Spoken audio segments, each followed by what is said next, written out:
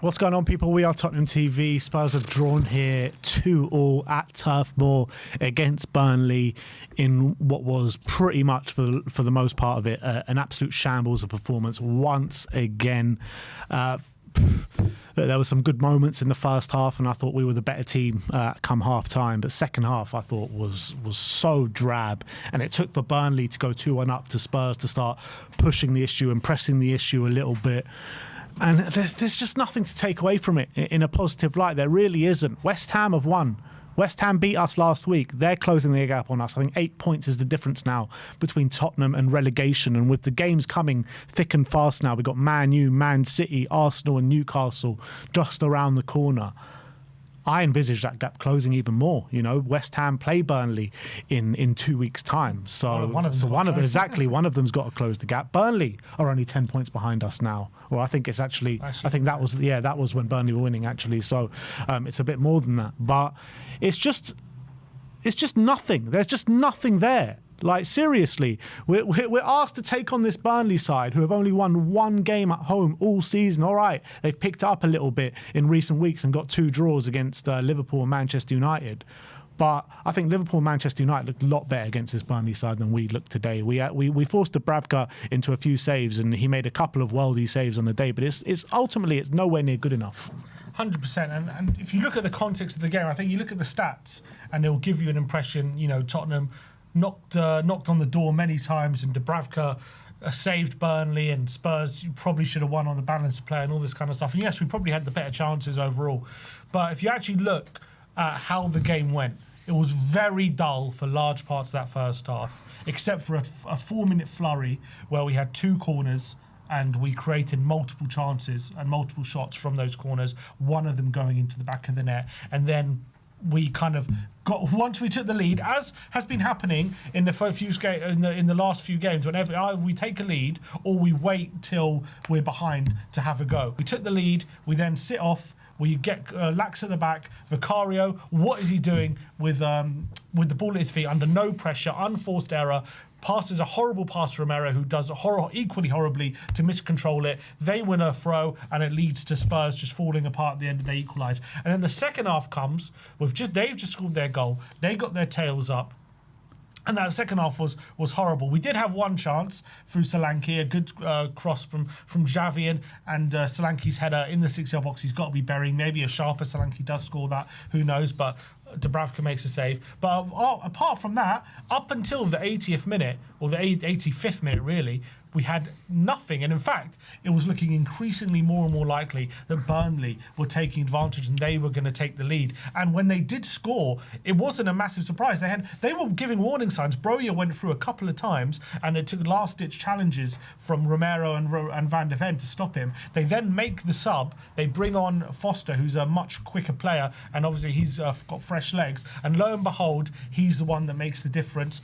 They play him in behind. They're defending, by the way, for both goals, absolutely atrocious. The first one was bad enough, a completely free shot in the box from a great ball from Walker. You've got to give credit to Walker, it's a great ball, but completely free in the box. The second one, that is like non-league standard. Honestly, Foster has got a free shot. There's three free attackers in the box after being played through, I think, from Edwards or Ante. I can't remember which one.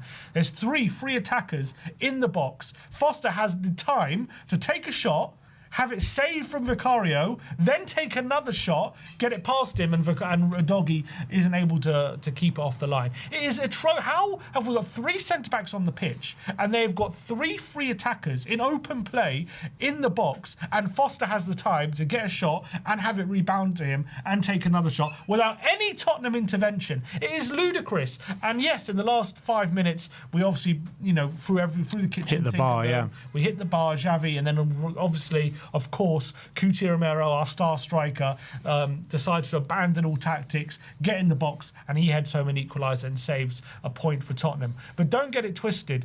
Why did it take, first of all, why did it take until the last 5 minutes for us to actually have a go? Why did it take Frank until the 75th minute or whatever it was to make some serious subs in the forward line. Why are we playing back three again away at Brentford? Even though I know it worked against Dortmund, but this is a Burnley side who are struggling. You need to be going at them, putting them under pressure instead of playing Jed Spence at left wing for for the first 45 minutes and then moving Destiny and Doggy over to that side. Why are you not playing Matisse Tell, who by the way I thought had a decent cameo when he came on again and looked all right. He had a chance and I thought he looked bright again. Why did he not start this game? Why is he being left out?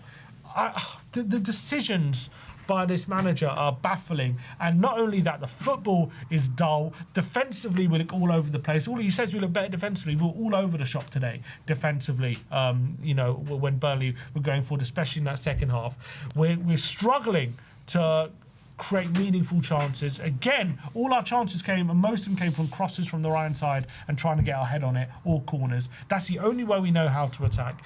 This guy is out of his depth. He doesn't know what he's doing, and we are hurtling towards the relegation zone. Yeah, absolutely spot on. And whenever you think it's not possible for Dr. Tottenham to come and rear its ugly head, it does every single time. Last week, we didn't lose. I don't care. Last week, West Ham, hadn't won in how long? 10, 11 games. This time, yeah, fine. We snatched a draw in the last minute against Burnley. But when's the last time they've won one game at home all season? We should be swatting this team aside, particularly we know how close we are to the relegation. This was our biggest chance of 3 points that we're going to have over the next month. I read out the fixtures in the next 4. But it doesn't stop there, people. It really doesn't stop there, because after that, we got to go away to Palace. 2 weeks after that, we got to go to Anfield. You know what I mean? Like, these fixtures are incredibly hard for these next 6 or 7 game weeks. It's absolutely mad. So the only way we can get a bit of different ideas in this squad is to let Frank go tonight. It has to be. He can't get away with losing to West Ham and going to Turf Moor and getting a draw. Like, we're getting closer and closer and closer to the relegation zone. Like, what are they waiting for? He should have been sacked at half time against West Ham last week. Like, seriously. Like, what are we waiting for? Like, there's no point waiting and see if it's going to get better. Like, how much more evidence do they need? It's not getting better. It's not getting better, and it's not due to get better. And we've got crazy games coming up. I just don't understand what he's waiting for. The decisions today, I don't get it. I don't get. We're playing Burnley away. Why is he treating it like we're playing Dortmund? It makes no sense. Why is he playing the same formation? Does he not realise it's a different game? It's going to need a different tactics. It's going to be a different style of play. Such passive in-game management as well. He makes a change at half-time, which is fair enough. Porro goes off, desperately needs a rest. He waits till the 78th minute to make a change after that. What? We were calling for changes since the 55th minute in the game here. We're saying we need changes. We need more energy in the pitch. We need more attacking players on the pitch. He waits till the 78th minute. It's crazy. And I think it's very telling. The best bits of play over the last few weeks have been when we've had to throw the kitchen sink at the opposition. When we're 2-0 down at Villa, when we just completely go at them, we look all right. When we're 2-1 down at Bournemouth, we have a go, and we have to throw the kitchen sink, we look all right. When we're 2-0 down, 2-1 down against 2-0 down against West Ham, was it? We have a go. Sorry, 2-1 down against West Ham. We have a go and throw the kitchen sink at them. Then we look all right. Today, we're 2-1 down against Burnley. 5 minutes to go. We throw the kitchen sink and we look all right. That's the only time that we actually look like we're a team that can score goals. The team is so risk averse. The team is so kind of lacking in confidence, and they've got no appetite to kind of force the issue. They're so scared of making mistakes. First of all, it causes mistakes, and second of all, you see it when we have to go for them, when we have no choice but to throw the kitchen sink. All of a sudden, the team start to play, and all of a sudden we can create chances. Why does it only happen when all is lost, when we have to? Why are we not doing that from the first minute? It's absolutely atrocious. It's atrocious. Maybe it's because the other team is sitting back and it's allowing us a bit more time and space to force the issue and dominate. Is it because Tottenham, with nothing to lose, abandon all tactics and throw everyone forward. That's and what just it is. try it. Why? It's a combination between all of those. Let's be honest. It's a combination because suddenly Cuti Romero as a striker. Suddenly, we've got no men at the back. Everyone's flown forward, and there's a bit of kind of urgency in our play. There's never any urgency in our play throughout the 90 minutes until we're losing. That's the reality. But we also have no control, no ability to kind of control games in that way as well. It's just chaotic. And, again, even in the first half, I know we were 1-0 up and deservedly so. Well, we got pegged back. But, again, a lot of it is just long ball forward, looking for Solanke, like time after time, giving the ball away constantly until we make one of them stick, and then all of a sudden we might create an opening. But there's no semblance of how we build up, control phases of play through the thirds. We just take the easy route, and every time just go straight to Solanke and hope he holds it up. And the only time we had an opening was Odegaard had a brilliant moment where he beat a couple of players, had a shot from outside the box with a good save from Dubravka, and then we forced a few chances from corners, and fair play, there were good chances, but that's all we had really. We really struggle again from open play again today, and I don't understand. Frank is relying on Romero abandoning his position to get us points at the moment. Look at it eyesight. We go to Burnley playing 3 at the back with an extra defender. We've got a front 3 of Solanke, Odegaard and Javi, who are all good players in their own right. Odegaard probably looked the most dangerous out of the 3 today. Javi, an international for Holland, and he's done bits in the Bundesliga and what have you. You've got Dominic Solanke, who we've all been dying to come back for months and months and months, and his hold-up play is decent, and he could definitely bring others into play. You add Tell into the mix there, who's probably been our best attacking outlet over the last month. Like, why can't you just go 4 at the back and take the issue and take the game to Burnley? Why are you running scared and playing 3 at the back and going for a wing-back system at Turf Moor? Like, it makes no sense. Because he's going to say it worked against Dortmund, so he's going to stick with what worked. But obviously, it's a different game against Burnley. You've got to change it up. We know that we were going to lack space in this game. Everyone knows that. Get more attackers on the pitch. You've got more chance of breaking them down. Combining with each other. Playing with each other, like it makes no sense to me. Spence was useless on the left wing. Udogie as well came on and wasn't particularly great either when he was on the left wing. The only time Udogie actually looked a bit better was when we put attackers on and moved him back a bit. Like. And it winds me up at the end of games when we're chasing it. He just, Hail Mary, bring on Scarlett, put him on the right. Like, just it doesn't matter where you're playing, just play. You know what I mean? There doesn't seem to be any thought process behind it. It's just like get all the attacking players on and see what you can make out of it. And obviously, we don't make anything out of it. It's absolutely so frustrating. Once again, the away fans, the Tottenham fans, making their voices heard today, don't they? Don't worry. Frank's already putting in his lunch order for Sunday. He's got that lunch ready with Vinay.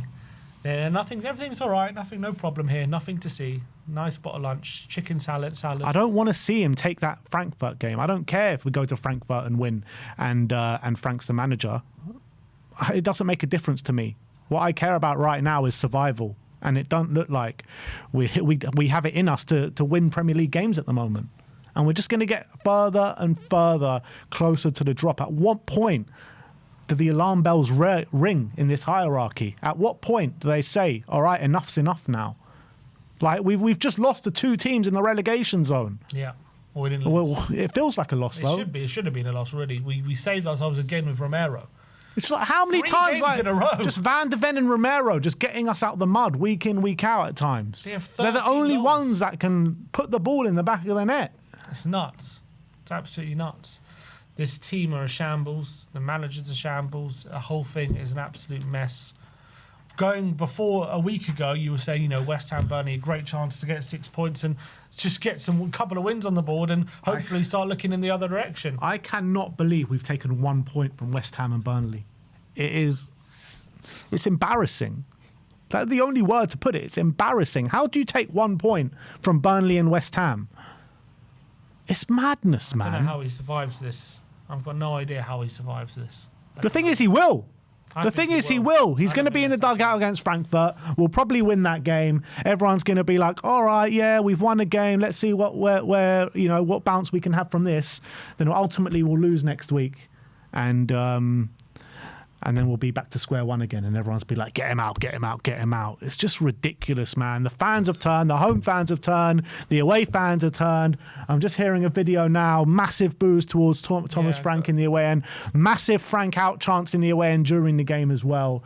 It needs to end. It needs to end, and it needs to end now. I need to see that club statement tonight. I really do, for my own sanity. If you bring the video up, can you able to bring it up? There's a video that shows the scenes. There's a couple of videos showing the scenes in the away end tonight. There's this video. You can see now the fans chanting, "We want Frank out." And if you refresh it as well,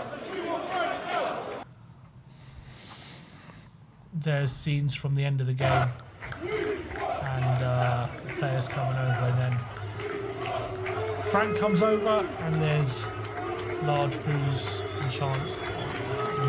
Although Frank has the balls to go and black fans at least. But does he have to walk that way to the dugout? I'm guessing so. Frank, yeah. I wonder what he's got to say for himself after this game. I know what he's going to say. Yeah, well, you know, in the last 7 games, we haven't got the points we deserve, and you know, we very well could have won 2-1. We very well could have won 3-2 today if Javi puts that in the back of the net instead of hits the bar. It's all a load of bollocks, man. We've only picked up consecutive wins in the league once this season, and it was game week 1 and 2. Man City and Burnley. That's the only time we've won back-to-back games. Also, our away form, I'm guessing, is starting to turn now. Yeah, it is. Like, what? How was the last time we actually won away from home? We beat, I guess. The last time we won away from home was Palace. We beat Palace, but before that, it was Everton. Yeah, so we drew against Brentford, we lost against Bournemouth, we've drawn against Burnley. Yeah, it's fucking horrific. We actually won. We've in all competitions we've won 1 of the last 8 away games. It's fucking horrific, and now we're still the second best away team in the league, which is crazy. We've won 1 of the last 8 away games. How are we still second? That just shows you know, how difficult playing away is. Also goes to show, you know, we got a lot of good results away from home, which is probably keeping us in the position we are now. We are 19th. Best home team, with his second worst home team in the league. West Ham and Burnley are better home teams than us this season. Let that sink in. Yeah, West Ham and Burnley. They have made light work of beating Sunderland. We couldn't. 10 points. Burnley and West Ham have both picked up 10 points. Forest have picked up 11. We've picked up 9. We're only 4 points above Wolves in the home table. How is that? How is that acceptable? How is that a manager that is keeping his job right now? I just don't get it. Yeah, and you know, I would get it in a sense if we were actually showing something. But we're not. Week in, week out, the players look confused. The players look bereft of confidence. The fans are, you know, super angry week in, week out, calling for the manager's head. It's toxic on the pitch and off the pitch. And we're just expected to go on and like everything's okay. Like, it's not okay. Nothing is okay right now. We need to make a change. And yeah, look, I get what people are going to say. They're going to say, oh, but what's going to change now? You bring in an interim. Is it really going to get better? Well, some Man United fans probably said the same thing about Amorim. They go beat Man City next week with an unbelievable performance. So I think the team, no matter if it's a long-term plan, the team just need fresh ideas and a fresh approach just to get a bit of confidence back. This is supposed to be the game where you win, but no one people just say, oh, it's only Burnley, but you win anyway. And you know, there's talk of a turnaround, which is probably short-lived because people don't really buy it. But we couldn't even do that. We couldn't even actually win the game. So we don't even have the little, like, is it a turnaround kind of question. It's like, nope, straight away we batten down those any allegations of a turnaround. We completely swap those away very, very quickly. Also, you know, Cuti Romero, was he injured at the end of that game as well? He kicked the bloody advertising boardings when he scored and might have injured his foot, which absolutely ridiculous if that's what's happened from him. Stupidity of the highest order. Look, we'll have to wait and see what kind of what injury it is, if it is injured. But if he is, we've lost our best goal scorer. Honestly, 13 goals between Van der Ven and Romero now this season. Just goes to show how much they're carrying us on their backs. And as well, not only did they score, but how many last-ditch challenges they have to make. Yeah. People keep saying like, oh, we don't have to make as many last-ditch challenges anymore, when Frank comes in. But they seem to be making more and more as each game it's true. But they're also, a large part of the defence that will just open at sea for those 2 goals that we conceded today. Yeah. So that's got to be said as well. So take the good with the bad. But I'm not saying they don't deserve blame. I'm saying they seem to be making lots of last-ditch challenges as well. Like, that keeps happening. Against West Ham, we had to make a lot of last-ditch challenges as well, like to stop moments. And against Burnley, of all teams, Burnley, with Lyle Foster and Broyer up front, I mean, how are they causing us that many problems? And the defence today, honestly, I think that second goal we conceded might be the worst defended goal I've seen this season by any team. You know what I mean? Even after the shit show, like, a doggy should be blocking that. It goes like through his legs. He tries to recover the situation, ends up face palming the floor. That's going to be seen for years, like the Davinson Sanchez one against Manchester City. Danso passing the ball out of play with an unforced error. Vicario just making things shaky and nervy for no reason when we're in control. And he's like, we're seeing out the half confidently, making things nervy. Where is this coming from? Where is this, mentality coming from? The whole thing is just a complete and utter shambles, and it needs to change. They need to put a stop to this. They really do. West Ham, their next 2 games are Chelsea away, and they play Burnley after that. So I would hazard a guess they'll probably get 3 points over the next 2 games.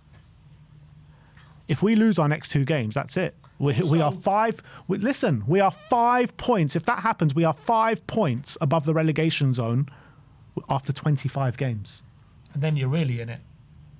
5 points. That's not even like far-fetched. That's very realistic. And even you speak about February, Man City, Man United, Newcastle and Arsenal, 4 like very tough games. Even when you go into March, Craven Cottage is a very tough place to go. Palace at home and then Liverpool away. So we have to go to that's what I was saying before. Like, it's nuts. February and March is going to be, how are we going to get a win in those 2 months? We are in big If you can't beat West Ham and Burnley, how are we going to beat any of those teams? How are we going to beat any of those teams? We've shown nothing. We've shown absolutely nothing. But Frank is going to say, I know he's going to say, we could have won the game, at 2-2, or we had chances. We were the ones more likely to score. We should have been 2-0 up at half time. Burnley had very, very little in the first half. You look at the stats, look at all the shots we had, and all this kind of stuff. See, anyone watching the game can tell you. I don't care what he says anymore. I've stopped listening to what he said ages ago. Like, his words don't matter anymore. He needs to go. He's not fitting to be a Tottenham Hotspur manager. So close to turning it around, though. So close to turning it around. I've had enough. I'm fed up, man. I'm seriously fed up. We've done good, consistent things. It's the 9th game in a row. But will they do it? Do they have the balls to do it? I don't think they will.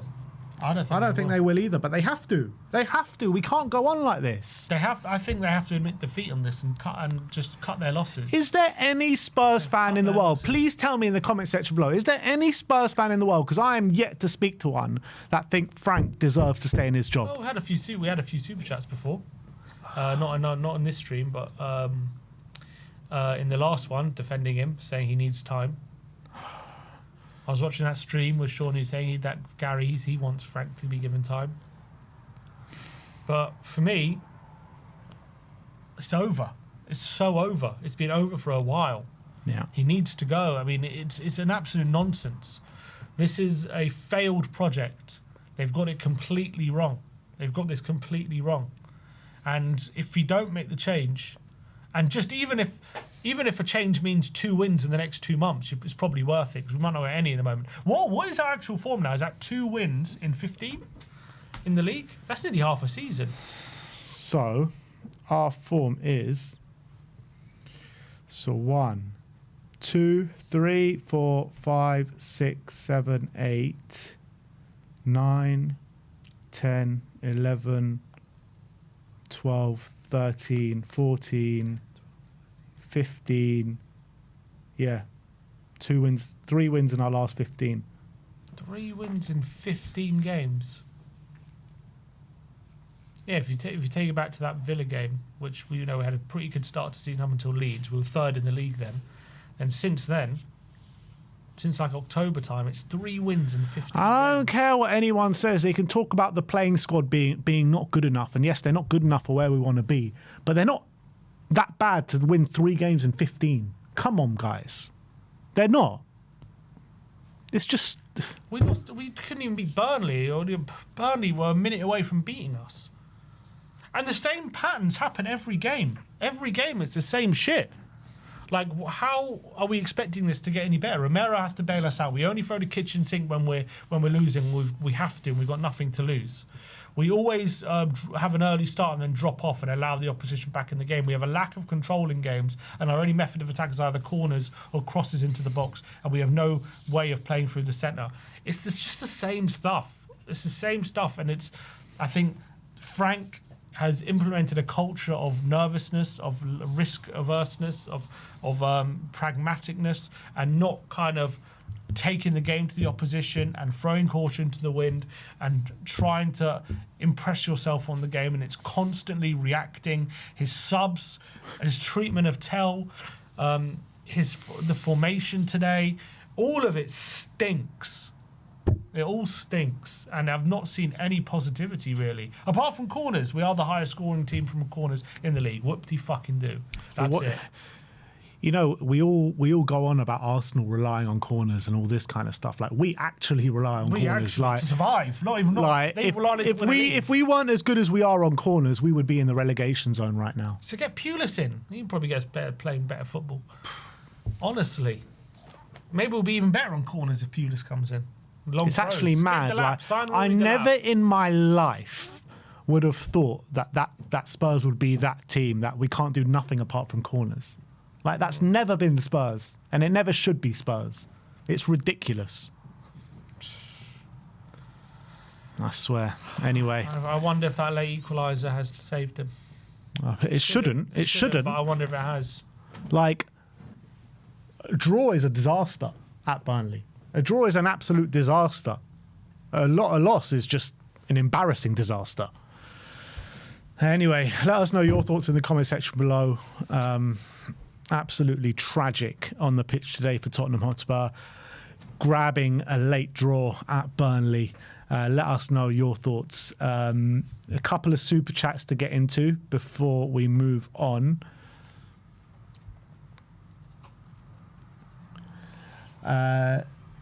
This one says, was Frank out, but now it has been a few games that we play better and deserve to win. Not sure I'm Frank in, but I don't see us winning with another manager. I mean, if you don't see us winning with another manager, then basically we may as well just hang up our boots and that's it. End the club. Yeah, I understand when people say that, to be honest. Like, I don't know if an interim is like a fantastic option either. Like, to be honest, of course it's not a fantastic option, but it's got to be better than this. I think a new energy, depending on who the interim is. You know what? At least we might just have an initial burst, win a few games, and stave us clear off the drop. Manager bounce, albeit relying on a new manager bounce isn't a great situation either. But sticking where we are is not a great situation. We've made a horrible error here. We've completely fucked up hiring Thomas Frank. Yeah. It's been a massive mistake, and we need to correct it. That's the reality. Seb says, I'm sure players don't give 100%. Just get him out. Niall Thorpe says, you take out Romero and Mickey out that team, we haven't got a good team. Simple as that. Vicario is a serious problem. Jared Campbell says, would you take Ange season 3 at caretaker at this point? Don't know what I would take. I just need a change. I don't care who it is at this point. Conan Taki says, we are fucked top to bottom, boys. This one says, today's match is exactly what I said the other day. Frank's tactic don't work. We're a completely different team when players drop the tactics and go for it. So true. That's what just seems to happen. Yeah. Every game. It can't be. Literally It every can't game. be Frank's tactics to have Romero play striker. It just can't be. That's not what he's telling Romero. It's just a Hail Mary at the end. Romero's That's all taking it upon himself to do it. It's a Hail I'm Mary. certain of it. This one says, Javi needs to keep his passing simple. Why not use a doggy on the outside? Vicario makes many mistakes for a keeper. Why is he kicking it straight out? Yeah, mate, he makes simple situations nervous for no reason. Like everything was calm. We're 1-0 up, stoppage time, and he just makes it nervous for no reason, under no pressure, and all of a sudden, bam, we're pegged back. Niall Thorpe says we're in serious trouble, worst I've ever seen. Michael Hellman says celebrating our bottom half position. Oh, we've been through that. And there's a couple more that came in. Sammy Kim saying keep it in-house with Heitinker or go for Mason as interim. I don't know. I don't know anymore, guys. I don't know about this club. We're just screwed either way, it seems. Rich Bull says keep the manager, get rid of at the end of the season. All our energy should be focused on the injuries and why they are happening. I mean, the thing is, there's a chance that if we just keep it the way it is, that we could be. I keep saying it, but we could be embroiled in this relegation battle if we keep it the same. Look, there's a chance it still happens if we make a change, to be honest. But I think there's less of a chance if we make the change. Callie says, if our defenders didn't score goals, imagine where we'll be. That's what I was saying with the set pieces. Even look, they even score without set pieces, so it's absolutely spot on. ODKK says, who would you bring in? We could run into an issue where we get worse under another manager or more likely remain the same. I mean, if we remain the same, it doesn't make too much of a difference. You know what I mean? It can't get much worse than it is. Can it get worse than this? It's hard to envisage it, but I think it's about to be honest. Yeah. So if we stick with Frank. But if we make the change, what are we supposed to be telling signings that we're coming from? I don't know, what signings? What signings? Andy Robertson. Yeah, I wouldn't be surprised if Robertson looks at this like, fuck it, I ain't coming. I wouldn't be shocked. Andy Robertson has it sweet. He ain't getting a contract offer at Liverpool. He's going to be getting another 2.5 years of top money coming here. He ain't getting that anywhere else. So I think Robertson has it sweet coming here no matter who the manager is. That's the reality. Yeah, bring him in as player manager. Yeah, I wouldn't be against that. Levy gone, all of Enoch next says second half was diabolical. Burnley making subs first to try and win the game. Frank sub as soon as we go down. Get rid of this clown. And this next one says get out in order. Frank, V-Knight, Lange and Vicario. You know what? Frank, V-Knight and Lange can all get out of this club, man. Seriously. They've got no idea what they're doing. They're pissing in the wind. They've got no clue. Honestly, it's everyone goes on about how we desperately needed signings going into this window. All we do is replace the injured players. That's all we've done. No attacking signings. Mm-hmm. We've been struggling in attack all season. No attacking signings yet. We brought in Conor Gallagher to replace Bentancur. We're about to bring in Andy Robertson to replace Ben Davis, and then we're going to bring in Mads Hermansen to replace Kinski. Is that going to be our 3 signings this January? We tried to bring in Somerville. We tried. Ridiculous. Absolutely ridiculous. We are going nowhere, and we're going nowhere quickly. Let's just hope that nowhere is not the Championship. Even I, who isn't really can see the problems we're in, expect at least 1 win out of these 2 games. Yeah. And how we've ended up with 1 point is it's like they're just like beyond. They just every time you think you've hit a new low, they find a way of just finding another level. It's just every time. Shambles. Just before we get guests on, we're going to give you a quick Tottenham update because there's a few bits and pieces to get through which we haven't covered over the last 24 hours. And first up, Paul O'Keefe reporting that Ben Davis is to have another surgery this week, and seemingly his Tottenham career is over after 12 years. And that injury has scuppered a move to apparent France this window. So second surgery for Ben Davis is gutting. Yeah, obviously that's horrible news for him. It looked like a horrible one when he did go down against West Ham.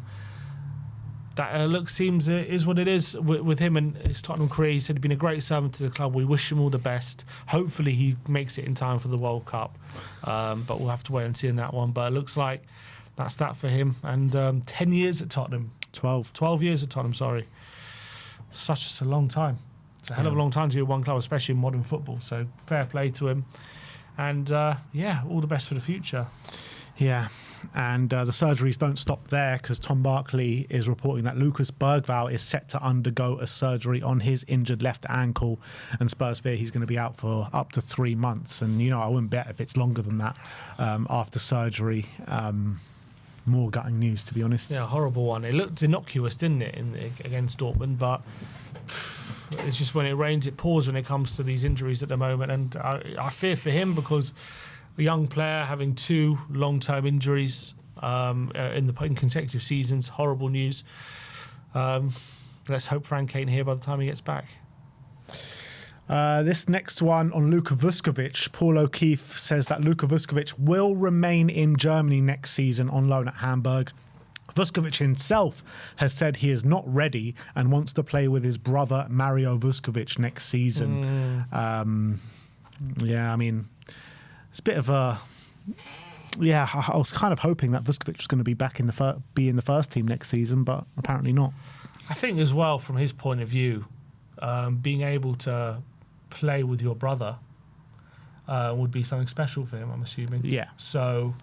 Well, that's the reason he went to Hamburg. Yeah, because of family ties. But he just hasn't been able to do it yet because he had a big injury or something, or was it a drugs ban? Yeah, it was a ban. So the fact that when his brother comes back, there's an opportunity to do it for a year. He's not going to get that again, is he? Let's be honest. It's a once in a lifetime kind of opportunity to do it. So he's still young. He's still a teenager as well, and we still have Romero and Van der Ven here for the time being as well. So from his point of view, I think 1 more year at Hamburg, play with your brother, and then ready for the big time. Albeit, I think in a perfect world, if he is to go out on loan, he would have liked to be in a better team, step up again. Because he's done the Bundesliga and he's been phenomenal, and we know he can play at that level. So maybe a different European league, maybe if he's going to go out on loan again, or even a Premier League team. Bundesliga is a very good league, though. So no, it is. I'm not saying it's a bad thing. I'm just saying if you're in a perfect world, you probably want him to go to make the next step up because he just keeps. What is the next step up? Just a better league or a Premier League team. That's what I'm saying, though. Like Bundesliga is probably top 3 leagues in Europe. Well, fine, a better team in the Bundesliga then. Yeah. A step up from Hamburg is my point. So that would be a perfect world, but I think another year at Hamburg will probably doing good anyway. You think about it, when Vuskovic comes back, he'll be 20. Yeah. And he'll be turning 21 that season in February. So it's actually a decent age, he's not a teenager anymore. And it might even coincide with one of our top defenders leaving the club, so he might come in as first choice when he comes back. Very good chance of it, I think. Absolutely, and maybe that's what he's waiting for. Next up, DiMarzio is reporting that Torino are attempting to sign Callum Olusesi on loan with an option to buy. Torino are getting closer and closer. Sporting director Gianluca Petracci is now at work to try and close the operation with Spurs in the next few days.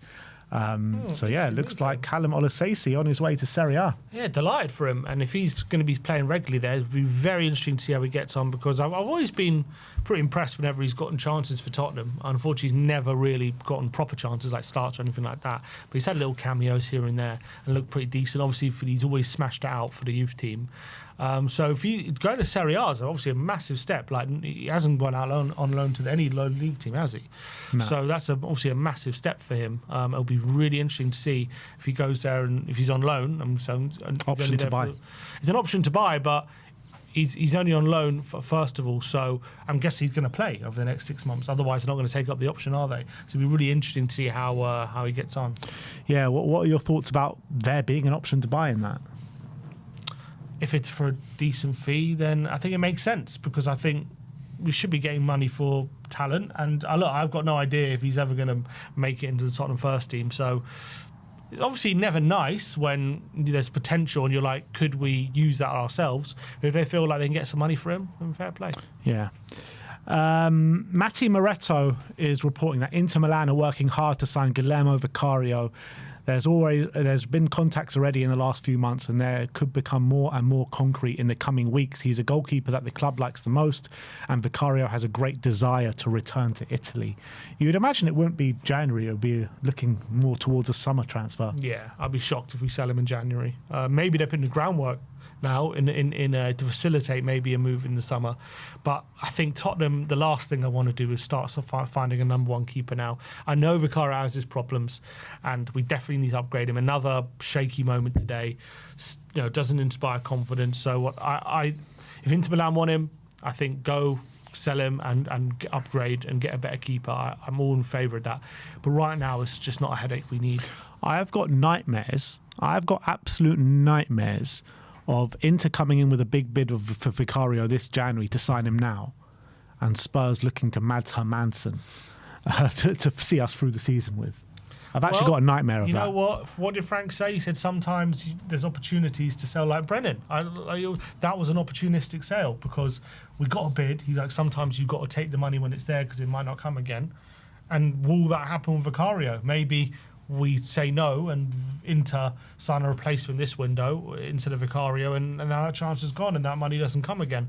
Is that what Tottenham will be thinking? But I would hold strong until the summer. Yeah. I mean, can you imagine if we end up with Mads Hermansen as our number one for the last few months of the season? The way this club is run? No. I wouldn't bet against it at all. And it would be, look, I think a lot of people have their reservations about Vicario now, and we've seen it today. We've seen it in previous weeks. He's letting those mistakes creep into his game. But you ain't seen nothing yet if Mads Hermansen comes in, I'll tell you that.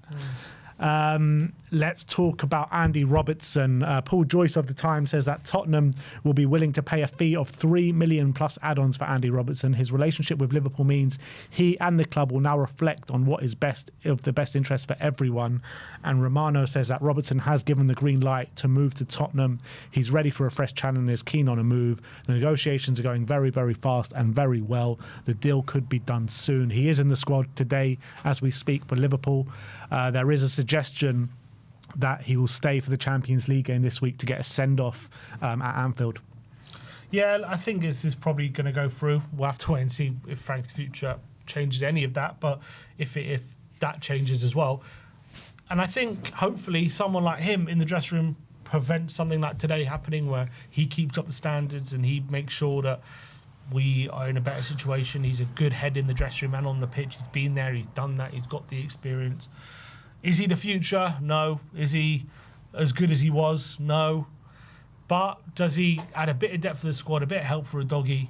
And has he got good characteristics that we are lacking in the dressing room? Yes. So it's a cheap deal, low risk.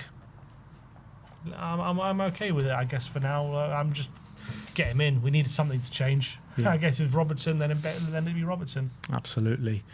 And last but not least, Liverpool ITK, no idea how reliable he is or not, says that Tottenham are preparing an opening bid of $30 million for Liverpool midfielder Curtis Jones.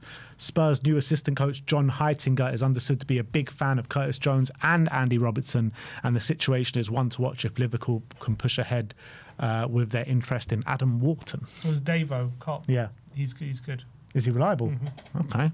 I tell you one thing for free. $30 million is nowhere near enough to get Curtis Jones, I think. Well, Paul O'Keefe's already reported this window, haven't he? That Curtis Jones on our radar. So yeah, $30 million won't get it done. I would take Curtis Jones though. I think he's the kind of midfielder we are lacking and we need, and I think he's definitely a step up from what we have. Definitely in the attributes that we're lacking with progressive passes. Did Liverpool let him go? Is he starting today? I can't see. I don't think he is, but maybe he looks at Tottenham and thinks, okay, he's going to be a guaranteed starter here. Maybe he starts getting in the England picture and all that kind of stuff. And maybe at Liverpool, he's never going to be more than a bit part player. Maybe that's what he's feeling. And so a move to Tottenham would work. But I think for now, while the season's going on, I think it's going to be one for the summer, I think, if anything. But I'll take him. Yeah, he's not starting for Liverpool today. Is he on the bench? Yeah, he's on the bench. So that's your Tottenham update for today. Let me know your thoughts in the comment section below. Would you like to see Curtis Jones and Andy Robertson at Spurs? So we're going for West Ham players and Liverpool players. Do you think it's any surprise that Johnny Heitinger's come in and we're going for these Liverpool players? Apparently, Heitinger's had a big say in the Robertson thing. So, yeah. All right, that is the Tottenham update. Also, please vote for your player ratings. I've just put a link in the live chat now. So click that link and vote for your player ratings, which we'll react to on the player rating show tomorrow. But now it is your chance to have your say. We'll line up the guests in just a second as we just get into a couple more super chats just before we move on. Chris Motley says, should we stay up? Who would you take? Would you take Dubravka in the summer? No, I wouldn't. Take him as backup. He's a decent keeper, but he's good for that level. I'll take him as backup. Yeah, backup. He's not a bad backup. Vinicius Carrera says, if they sack him now with the transfer window still open, they'll need to make signings for the new coach. They'll wait until the window closes. Yeah, it could be a good point. They might wait until the window closes. To sack him, yeah. Yeah. Romero apologised. How many? Again. Again. How many games until the window closes? 2, I think. Frankfurt, and then just one. Just one. Is it just one? You sure? Let me just check. Frankfurt, then maybe City. City's the day before the window closes. Okay. Frankfurt, 2 more games. I guarantee you the plans will be to sack him before the window closes. We'll go beat Frankfurt, we'll go beat City, and then we'll lose the next 3 games. Yeah. That was what's going to happen. Next super chat says, Thomas Frackin simply telling the players to run, beat players and put crosses in. No combination play. Players too static. Absolutely. Yeah. Amir with the members chat, big up Amir, says 58 months a member, Lange, Vinay, Heitinger and Frank out. Jabi Alonso is available. We are in relegation battle, people. This is all on Enoch. Sack the medical team too. So he's calling for Johnny Heitinger's head as well. He's just come in. Just come in. But the thing is about Heitinger, if it was one appointed by Frank, I don't know if they appoint an assistant manager a week ago if they're really thinking about sacking him right now. You know what I mean? Yeah. It's just a mess, man. I don't even know which way to go. Charlie Vale says, have we talked about how late the subs were? Yes, we have, my friend. And it's a disgrace. Mm-hmm. All right. That's all the super chats. Thank you very...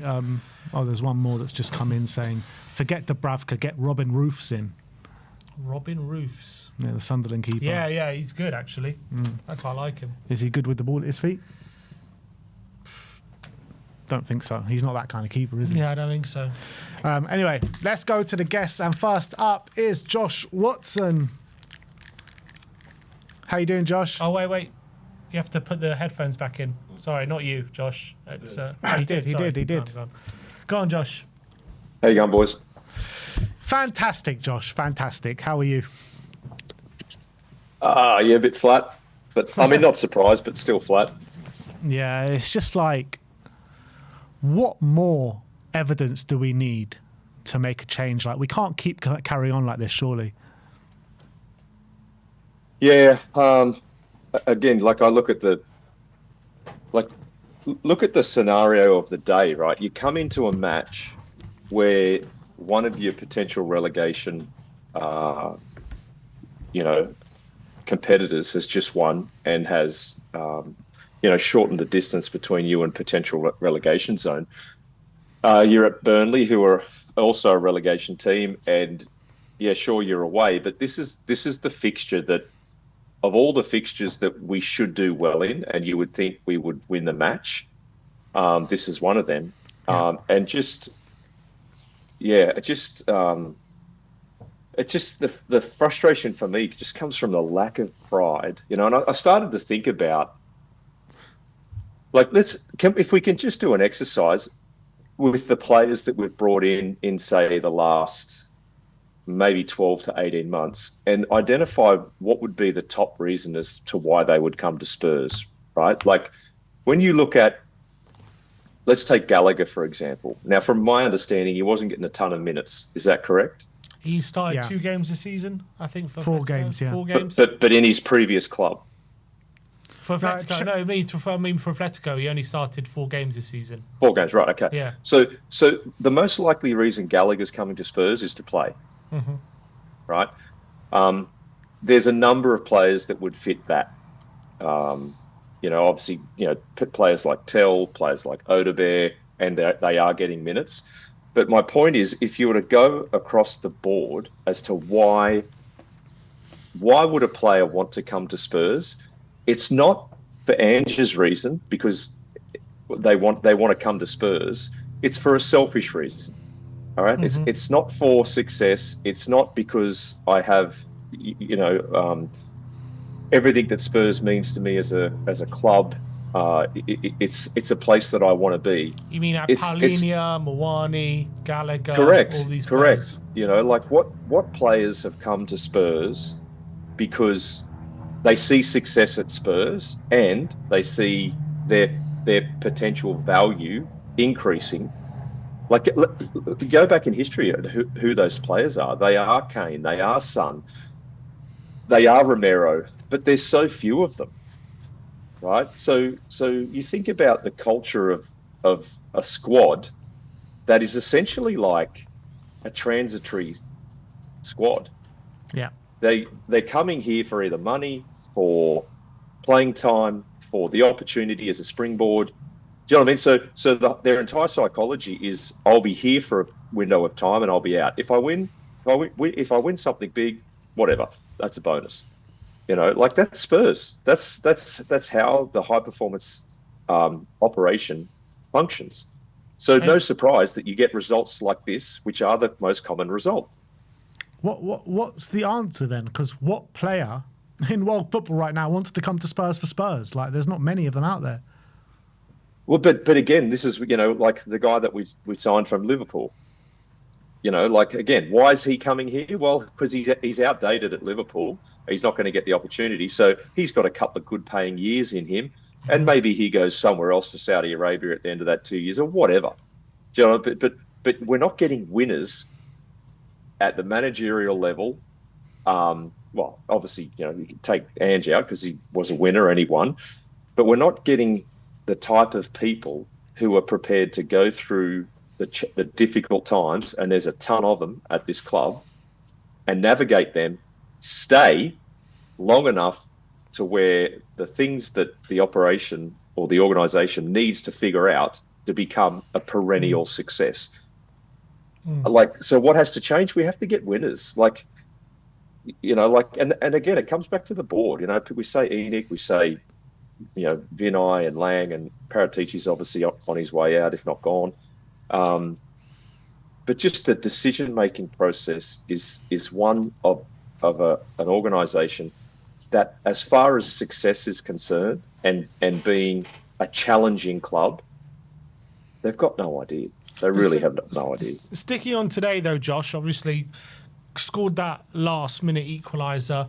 Do you think the board looks at that and thinks, looking at the game as a whole, Tottenham created the more chances, they were maybe a bit unlucky to win, they got the equaliser, maybe that saved his job? Or do you reckon that the board at the high level are looking at that relegation scenario and thinking we really are getting close to that and we've got to do something drastic?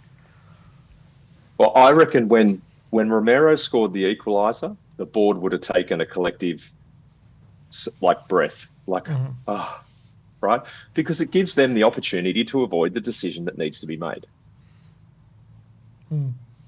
That's do you know what I mean? They're like, oh, thank God, we don't have to make it today. But surely a draw is bad enough. Oh, mate, 100%. As far as I'm concerned, if we didn't win 2-0, 3-1, I mean, again, think You're about saying even sack him if we just won 1-0. But think about the mindset of, what scenario would we have to see to give him more time? In my mind, he should have already been gone, so it doesn't matter. But that's not how this club operates, and most of the fan base don't operate like that as well. They just want to see the win, and great, I feel good about my team and myself, and on to next week type stuff. So yeah, I think again, I'm trying to put my mind in what should happen versus what the DNA of the decision makers in the club, how they function, and there's a collective sigh of relief that they don't have to sack him today. They should, but they no, go on, carry on. No, it's just they should, but I don't think they will. There's been a comment from Frank in the post-match press conference that I wanted to get both of your reactions on. Something that Sim was maybe expecting. And he says, I don't think it was a bad performance. It was maybe not the result we hoped for. I think the performance, if you look at throughout the game, especially in the first half, was good. And the way we ended the game was good. What do you make out of those comments? Well, having obviously watched the match now, as far as I'm concerned, the game went exactly to script. Right? Tottenham were going to dominate possession. We were going to get more of the chances. It was going to be a matter of whether we executed on those chances. But Burnley were going to get their chances, and it was a matter of, with fewer chances, were they going to execute on them? So that's what I mean. When you have a 2-0 to Spurs or a 3-1 scoreline, how they played the match and their performance is definitive, because that would have gone against the game script. The fact that it could have gone 2-1 to us, 2-1 to them, it ended up 2-2. I'm like, nothing changed. That's what I'm looking for. I'm looking for what has changed. In his comment, again, nothing has changed. You know, like there's like, I think of the word duplicitous. Like, Frank is playing both sides. Do you know what I mean? Like, he's playing the side of, you know, obviously trying to sustain his job for as long as he can, but he's also playing the side of, you know, protecting the players. You know, so yeah, winners are very direct in their communication, in their language, right? And you don't have, when a winner speaks, you know exactly where they stand. I have no idea where he stands, other than on the fence. Yeah. So, but what do you, if you're a player, hearing Frank say these things after a performance like that, what do you think they're thinking about that? Well, again, it comes back to the player, right? If you're Romero, if you're Van der Ven, if you're Porro, you know, if you've got that winning DNA, you're just shaking your head, right? If you're anyone else, that's fine, because it keeps the high performance ecosystem married to the way you think, right? So if you look at players like, you know, maybe not Danzo. I thought Danzo was quite good at times today, but you think about the players whose performances are consistently inconsistent. They love Frank, right? Because he's inoffensive. He's probably never going to put you in a position where, you know, you're like, if you're in the first team, if, you know, you're on the run-on squad, he's never going to put you in a position where your long-term minutes are going to be reduced, because he's not clinical enough. He's not ruthless enough. You know, so yeah, I think if you're one of those winners, you just, what am I doing here? Other than a paycheck. And if you're anyone else, you're like, great, I'm like under a warm, comfy blanket here. Nothing too much is going to be expected of me. I'm not going to get the finger pointed at me, and we just roll on to next week. When you look at how Tottenham ended the game, you know, hit the bar, we got the equaliser, and throwing caution to the wind, and did actually look, you know, threatening, similar to how we did against West Ham when we're losing, against Bournemouth when we're losing, against Aston Villa when we're losing. Psychologically, do you think it's a case of just we've got nothing to lose, so we have to, you know, pile players forward? Is it about throwing the manager's tactics out the window in the chasing of an equaliser? What do you think psychologically is going on there? Why that we have to wait till we're losing until we look threatening? Because I think that the reality has to get right in front of their eyes before they respond. That's what I was saying about before the match, right? So that this is an important match before West Ham won. Yeah. It became a critical match when they won, right? Now, what if Leeds and Forest win, right? This is the danger, the short-term futuristic danger. What if Leeds and Forest win this week, and even Bournemouth, right? Bournemouth are winning, by the way. Are they winning? Right. Okay. Then you're not. It's not just West Ham that is your problem. It can be, if it becomes 2 to potentially 4 clubs that we are looking over our shoulders, like, we are in big trouble. If it's just one club, you can manage that. When it's 2 or 3, if it's Leeds, Forest, and West Ham, boy, that's really scary stuff. Worst case scenario this weekend is that we're joint 16th with Leeds on level points, and Nottingham Forest are 3 points below us. That's the worst case scenario. Oh, God.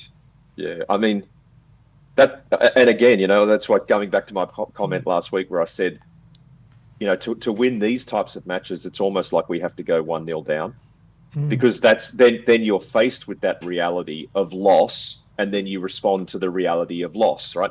And this is where it's really, really frustrating psychologically.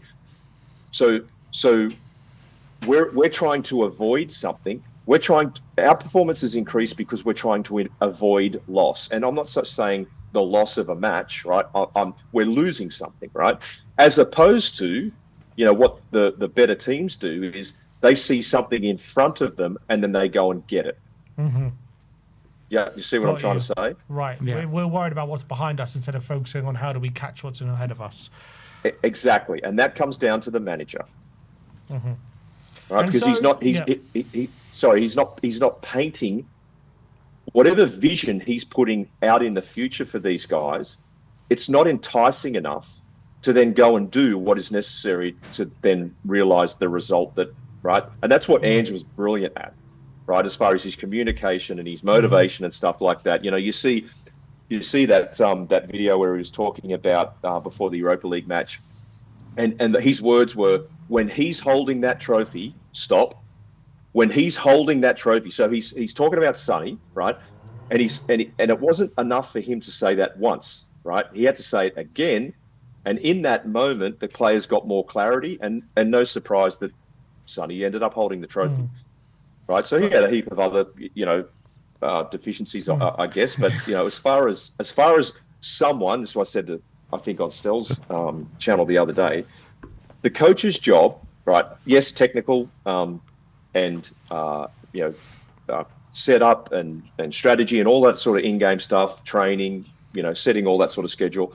In the end, the great managers, they paint a picture of an individual and a team that is beyond what they see for themselves, right? In the end, that's the job. It's like, okay, this is where I see you as a player, and I'm going to help you get there. Because there's always someone who sees more in ourselves than we see in ourselves. All right? That's the job of the manager. And Frank has got zero concept of that. Yeah. Instead of saying when he's holding that trophy, he's probably pointing to Cuti Romero and saying, when he saved us from relegation, That's right, mate. You got it, right? You got it, Ben. That's because we avoided something. We're trying to avoid something. We're not trying to grab something. Yeah, absolutely. But look, Bournemouth are 2-0 up now, by the way. So unreal. Fantastic. Yeah. So that's another place dropped down in the league. But look, Josh, thank you so much for coming on once again today. Thanks, guys. Take it easy. And hopefully we hope for better days, my friend. Yeah, always. Big up, guys. See you. Good to see you, Josh. Later. So, 2-0. Evan Nilsson getting the first goal. And who's that Might scored? be offside, though, looking at the replay. I have to see Jimenez what VAR says. Another quote here from Frank. He says, Dubravka was man of the match. He was that for a reason. That means we did a lot of things right offensively.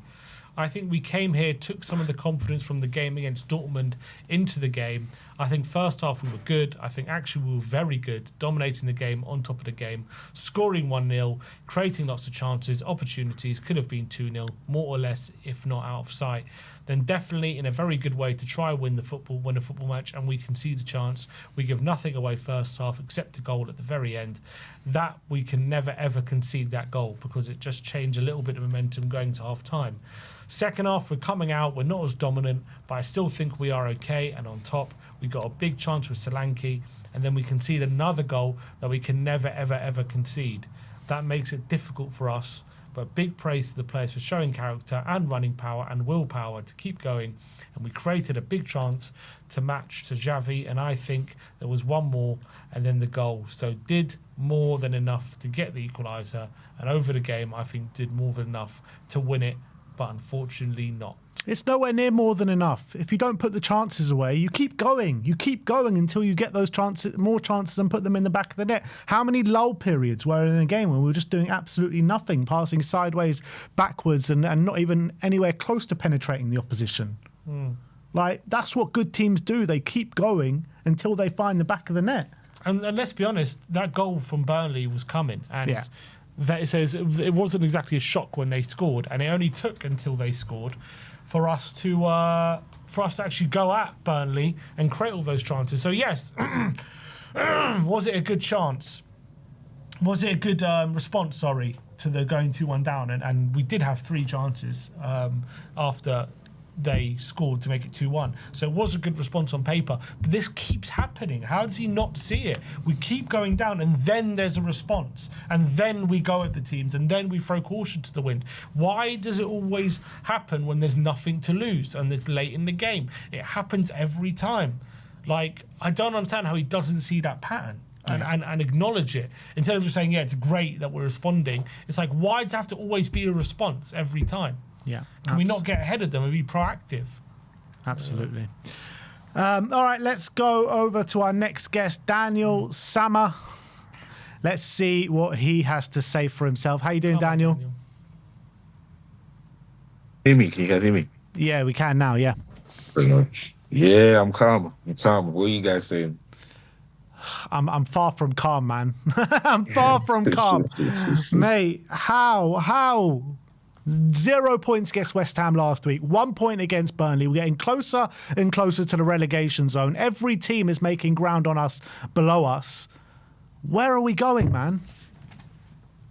Honestly, you know what? It's you know what annoys me though is that obviously Thomas, when after that West Ham game, he was like, you know, he sees improvements and, you know, we're playing better. But what scares me is that I think he thinks that, like, that's acceptable. I think he thinks that he's okay because of that. Because the way we lost to West Ham was that we played better than the way we lost to Nottingham Forest and Bournemouth. Mm-hmm. And that's the part that scared me, because it's like, does he not know the standards that are in place for him? Does he not, like, what does he think the objectives are? It's that mid-table mentality that people say that he's got. It's not even like, he's not even trying to hide it. He's saying it's okay to lose because we're playing better, because the performances are better. He thinks that that's okay. It's frightening, man. Honestly, I think we're going down the direction, literally the same direction that West Ham went through. I think one of you guys said it in one of your streams. You said that you're seeing similar patterns to West Ham, and it's literally the same thing. West Ham finished 14th, 15th of a Conference League. The people upstairs thought that they deserved better. For what reason? Decided to sack Moyes, get Lopetegui, get Potter, and then they ended up finishing 14th, 15th with no Conference League, which is literally what's happening to us right now. So true. Yeah. You know, we finished 17th, Carabao Cup semi-final and the Europa League. But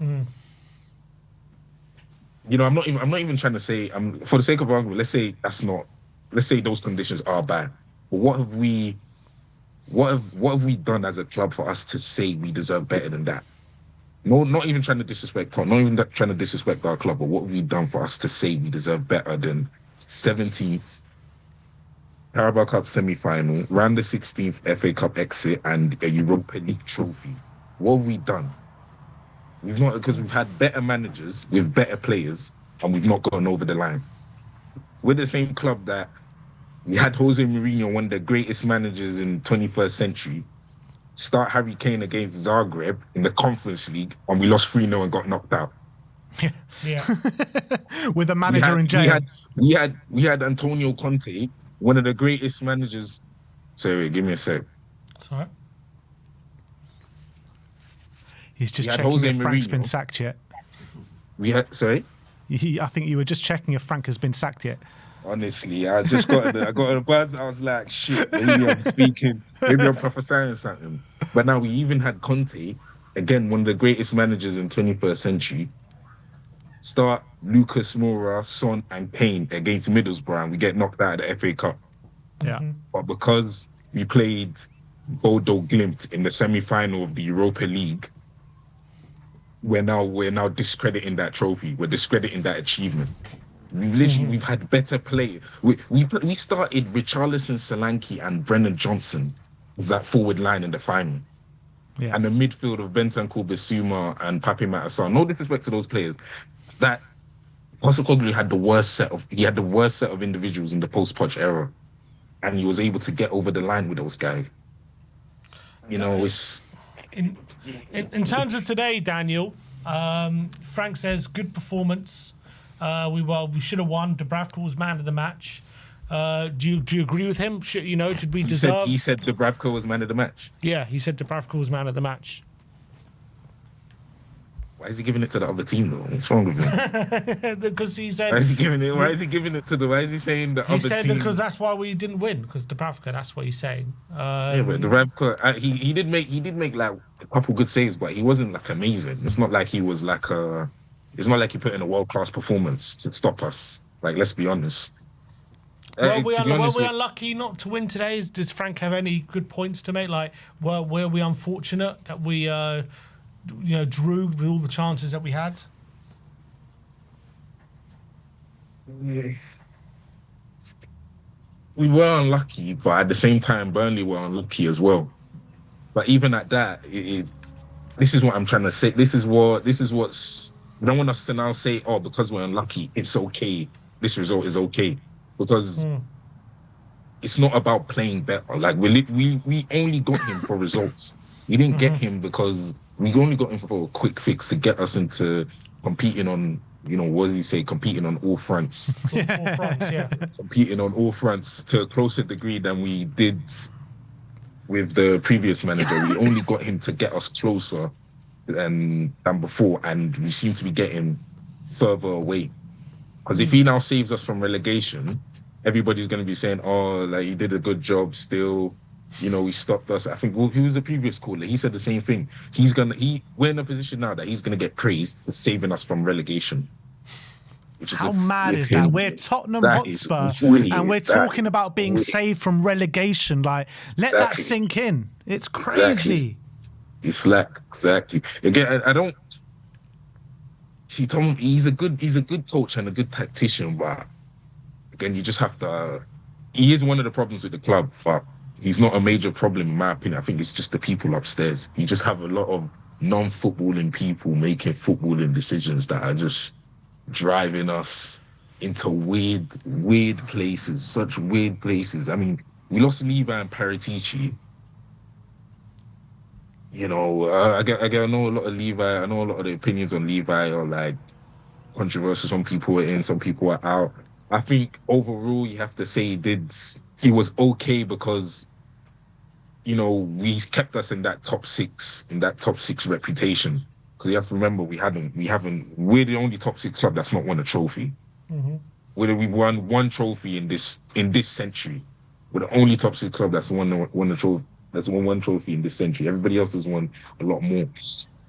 But a reason why we're still considered was because of our finances. But even at that, we did have chances to improve under him that he never really built on. But we've now let him go with the sporting director in Paratici, and we've just signed a bunch of number twos. A bunch of people were there in other clubs. Just because of another club, like Johan Lange. We just got him because of Aston Villa. Because he was at Aston Villa, and they're in the Champions League. They're consistently getting Champions League, consistently finishing in European spots. That's the reason why we got Johan Lange. You didn't get him because of merit. It's not that he's done anything good. It's just because he was there, part of a successfully well-run club.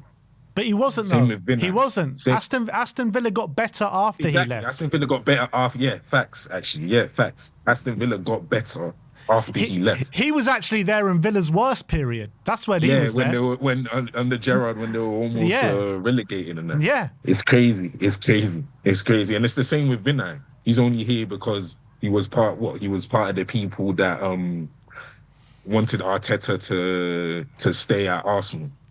Mm-hmm. Yeah, and again, Arsenal have got a lot better since Vinay has left. Exactly. We're just getting a bunch of number twos and putting them in number one positions, and we're surprised that they're inept. It's just weird. The whole thing is weird, even in terms of like recruitment and stuff. I know you guys were happy about Conor Gallagher, me, my opinion is, you just literally said it on to the previous guy. 4 starts this season. What's he doing at Tottenham then? He's not here on merit. He's not here because he's good enough. He's not here because he's a good player. He's not here because of the level of performances that he's put in. He's just here because he's not good enough for Atletico Madrid. And like my man said before, he's here because of game time. He wants to make the England. He's not coming here because of the quality of performances that he's putting in. He's not coming here based off merit. You know what I mean? And and we're now telling him to come and improve our squad. A man that's made 4 starts, we're telling him to come to Tottenham to take us higher up the table. But Daniel, what's the answer now? What's the answer now? Because we're getting closer and closer to the drop. Is time up for Frank? Is he going to get more time? Like, what is the actual answer now? I think is he gonna get? I think the board. You know what it is? I don't think the board are gonna sack him because I think it's gonna affect their ego. Because I think their pride's in place here. Because you have to remember, like the big elephant in the room is that we won a trophy last season, and the club decided to sack the manager that was like majorly responsible for that because they believe that they're supposed to be doing a lot better. Now we're doing a lot worse. I think they're just going to give Thomas Frank time until he could possibly become better than Postecoglou. But that's. But how bad are we going to let it get? Because in 2 weeks, it's generally possible that we're only 5 points clear of the relegation I think zone. the board are going to let it go to that bad. I think the board are going to let it go until we're like 17th. Well, they don't have to wait long. Say that again? They won't have to wait long. Yeah, exactly. They won't have to wait long. What, Bournemouth is winning what? Bournemouth's winning 2-1 now. 2-1 now. And West Ham won their game. So again, it's not like we have to wait that long. It's just we're such in a weird situation. It's such in a weird situation. If I was Thomas Frank, I'd just let all these players that want to go. Let all these hand-me-downs go. Let Romero go. Let Bentancur go. Let Tell, he wants to leave. Let him go. Let Mwani, Jesus Christ. Let that guy. He didn't even get on the pitch today. Let all these let cancel Palhinha's loan. Let all these guys that think that they're better than the club and that the situation that the club's in. Let all of them go and just play the youngers. Just do a football manager reset. If I'm honest, because the only way is up from there. Because right now we're just spending money on players that are coming into club that has no system right now. And even if there is a system, how established is that system? Because we're 14th in the league and it looks like we're only going to get worse. There's no system. There's no system in place. I don't know what do we have to be optimistic about? At least this season. Maybe not in the future, but at least this season, this current calendar season. What do we have to be optimistic about? What do we have to say that Champions League. We're doing well? Champions League. Are we going to win it? Are we going to win what are we going to do in the Champions League? Are we going to win it? 17th in Champions League. Come on. Oh, goodness. 17th, you know the rest. League. We're going to Budapest. Jesus. 17th in Champions League. If dreams are real. If dreams could be real. Oh my days. Well, honestly, we're just getting worse and worse, and I honestly don't know what the answer is. I know a lot of people are saying get Pochettino back. I think that's the direction of travel. I really believe that's the direction of travel for the summer. What, that we should get him, or is that we will? Where we're that we will. To? That we will. Yeah. But do you think that we should? I mean, think that, look, there's arguments both ways. I think it'll be a hell of a lot better than what we're sitting through right now. I believe that. You have to remember, Pochettino was sacked because he couldn't get over the line. He couldn't win us a trophy. We're well below just about getting over the line, though. That's the problem. We've got a long way to go to get there. But what's he going to do? He's going to take us closer to that line and just not get above it, like what he did last time. Well, you have to remember, when we lost that Champions League final, what was it? What's his name? Kieran Trippier was was it on Sky that he did that interview where he was like the loss from that Champions League final carried on into the next season. Do you know how deep that is? They lost their game last season, and because of that game that they lost last season, they're playing badly in the season after. That's, you don't.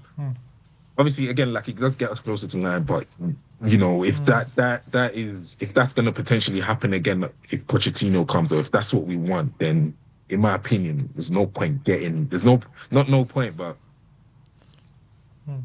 he's just going to get sacked again. He's going to come in and he's going to get sacked again. Daniel, I promise you, there is no manager, no top manager that can get us over the line that we're able to get in the near future. I guarantee you. No, but that. listen. Now, hear me out in this one.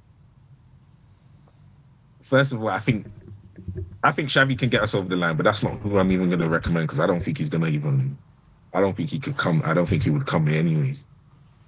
I think the board should just drop their pride, drop their ego, and just get back. Ange Postecoglou. I don't think Ange would even come back. Ange would also need to drop a bit of pride and ego to even come back. I think he would, though. I don't know if he would. He was too passionate with the boys. He was almost running it like a family. In his mind, he got sacked after winning the Europa League. Like that's enough to say, no, I don't want to touch that club anymore. Nah, I think he would come back. I think he would. What reason does he have to not come back? He would have to drop the pride because you have to remember what he did at Nottingham Forest. Even though, to be fair, the fans at Nottingham Forest do say that they were playing better under Ange, they just weren't getting results. But I think we should just drop the pride and get back Postecoglou because he's the only manager that was able to get us over the line. And that's was for top 6 club. What line is he getting us over? Is he winning us the Champions League? He's not coming to save us from relegation. But he didn't win us. He got us into the Champions League, though. Yeah, he got us into the Champions League, and that's the aim. That was the aim of the season. Yeah, I get that. Ultimately, it was a success last season because we got into the Champions League and won the Europa League. But what I'm saying is, what is he coming here? What line is he getting us over? Because you want a manager that can get us over the line. What line? You want a manager that can get us over the line. Getting us over the line to win trophies. Getting us over the line to win achievements, to win competitions. That's the line I'm talking about. Because he's the only manager that was able to do it with the worst set of players after Pochettino as well. That's my opinion. Anyways, that's what I think. That's what I think. I don't think we're going to get along. I don't think it's happening. I'm pretty sure Pochettino is going to come back in the summer, but we'll see what happens. But Pochettino isn't going to... I'm telling you, the same thing's going to happen with his last thing. He's going to come here, get us closer to that line and get sacked for not getting us over the line again. Probably. But I think that's the way we're going. But then who's that good for, though? Who's that good for? At least he'll make us relevant again. Yeah. Fair, but we're relevant now. Tottenham are about to get relegated, man. Exactly. That's what I'm saying. We got to realise where we're at right now. But look, Daniel, we need to move on. But thank you so much for coming on today, my friend. Problem. Come on, you Spurs, man. Come on, you Spurs. Big up to Daniel. Apparently, Romero just cramped up a bit. I'm sure he did, yeah. That's what Romero says. That's what Frank says, sorry. And he said it was a pre-planned sub to take Porro for half-time. Okay. Let's get on a new TV star. TV star on at Turf Moor. Mr. Stelios on his way back from Burnley. Does he know? Stelios, I'm sure you got plenty of text. You were right in the centre of it in the away end at Turf Moor on the TV. What is this? I've had some text messages. What's been going on Sky Sports? They zoomed in on you at Turf Moor. They were like, "There is Mr. Stelios from the Spurs corner." Jesus Christ! Of all the pretty faces in the terraces, they chose me, did they? Yeah, apparently so. You were looking delighted, Stel. Let me tell you the state of affairs at Tottenham, right? Just so everyone watching your show can understand. Lay it out, Stel. Right, this is the level. The Burnley fans were singing, "How shit must you be? We're winning at home. We're winning at home." And the fans replied with, "We lose every week. We lose every week.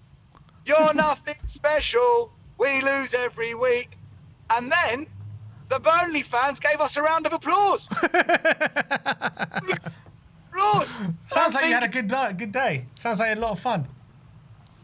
This is the level we're at. That we are now going to games to banter fellow relegation clubs. We're having a relegation banter off. this is where we're at, people. This is where we're at. I couldn't believe it, man. I couldn't. Stel, tell me what it was like in the away end. You know, how did it get very toxic during the game? Now, I've seen a video circulating of fans chanting, "We want Frank out," not just you're getting sacked in the morning. Tell me what it was like. Well, first of all, big shout out to all the fans who travelled 5 hours, if you include the pit stop for a bit of food and toilet break. 5 hours to Burnley, right? Fans were waking up at 6, 7 in the morning to go to this game, and you got there, and the mood was, I can't explain it. It wasn't positive. It wasn't negative. It was just a case of, before kickoff, the vibe was, we don't know what's going to happen today. You know, it wasn't a confident mood. It was a very apprehensive mood, even though we beat Dortmund. And then you look at the starting lineup, guys, and I've got to say, man, this manager, I came on your show on after the Dortmund game, and I said, how nice is it to see us play attacking football and to actually win? And, you know, I think I was asked a question, what do I think is going to happen against Burnley? And I said, if he sticks with the same setup, 4 at the back, 5 in the middle, 1 up top, overload the flanks, we shouldn't have any problems. What does he do? He drops a Dogi. And where does Burnley's first goal come from? Their right wing, where a Dogi would be. And there's your problem. Why did you drop a Dogi? Why go to a back 3 in this game? You've just proven by going to a back 4 with 5 in the middle, overloading the wide areas, that we look quite effective against a team who's better than Burnley. Dortmund are better than Burnley. So why change it? Why would you make so many changes after you found a winning way against Dortmund? So that's the first thing. You know, I don't understand what Frank's thinking. I just don't get it. I think he didn't change it. I think he kept the same formation. No, we played with the back 3. Played with the back 3 sim. I think we played with back 3 against Dortmund. Nah, to me, we played with 2 at the back, and once in a while, one of the wing backs might tuck in to make it look with a 3. But the 4, Stel, after the Dortmund game, Frank said he set them up 3-4-3. Okay, well, that's not what I saw on the pitch, because to me, it looked like we had 2. If you look at Bergvall and Xavi Simons' heat map against Dortmund, they were both high up the pitch. Yeah. That did not happen today. Today, Gallagher and Bissouma were quite deep. Yeah. And it was Xavi Simons on his own up front again in the attacking mid role. And quite often, Xavi Simons, because he wasn't getting the ball, would drop into the 6. And I was saying to Pani, who I drove up there with, I said to him, why is Simons so deep? Why is he playing so far back? And then you could see Bissouma further up. And I'm like, what is this? This doesn't make sense. And it's because he changed it in that middle. Like, that's one thing. And then on the wide areas, we were no way as aggressive on the flanks against Burnley the way we were against Dortmund. We were much.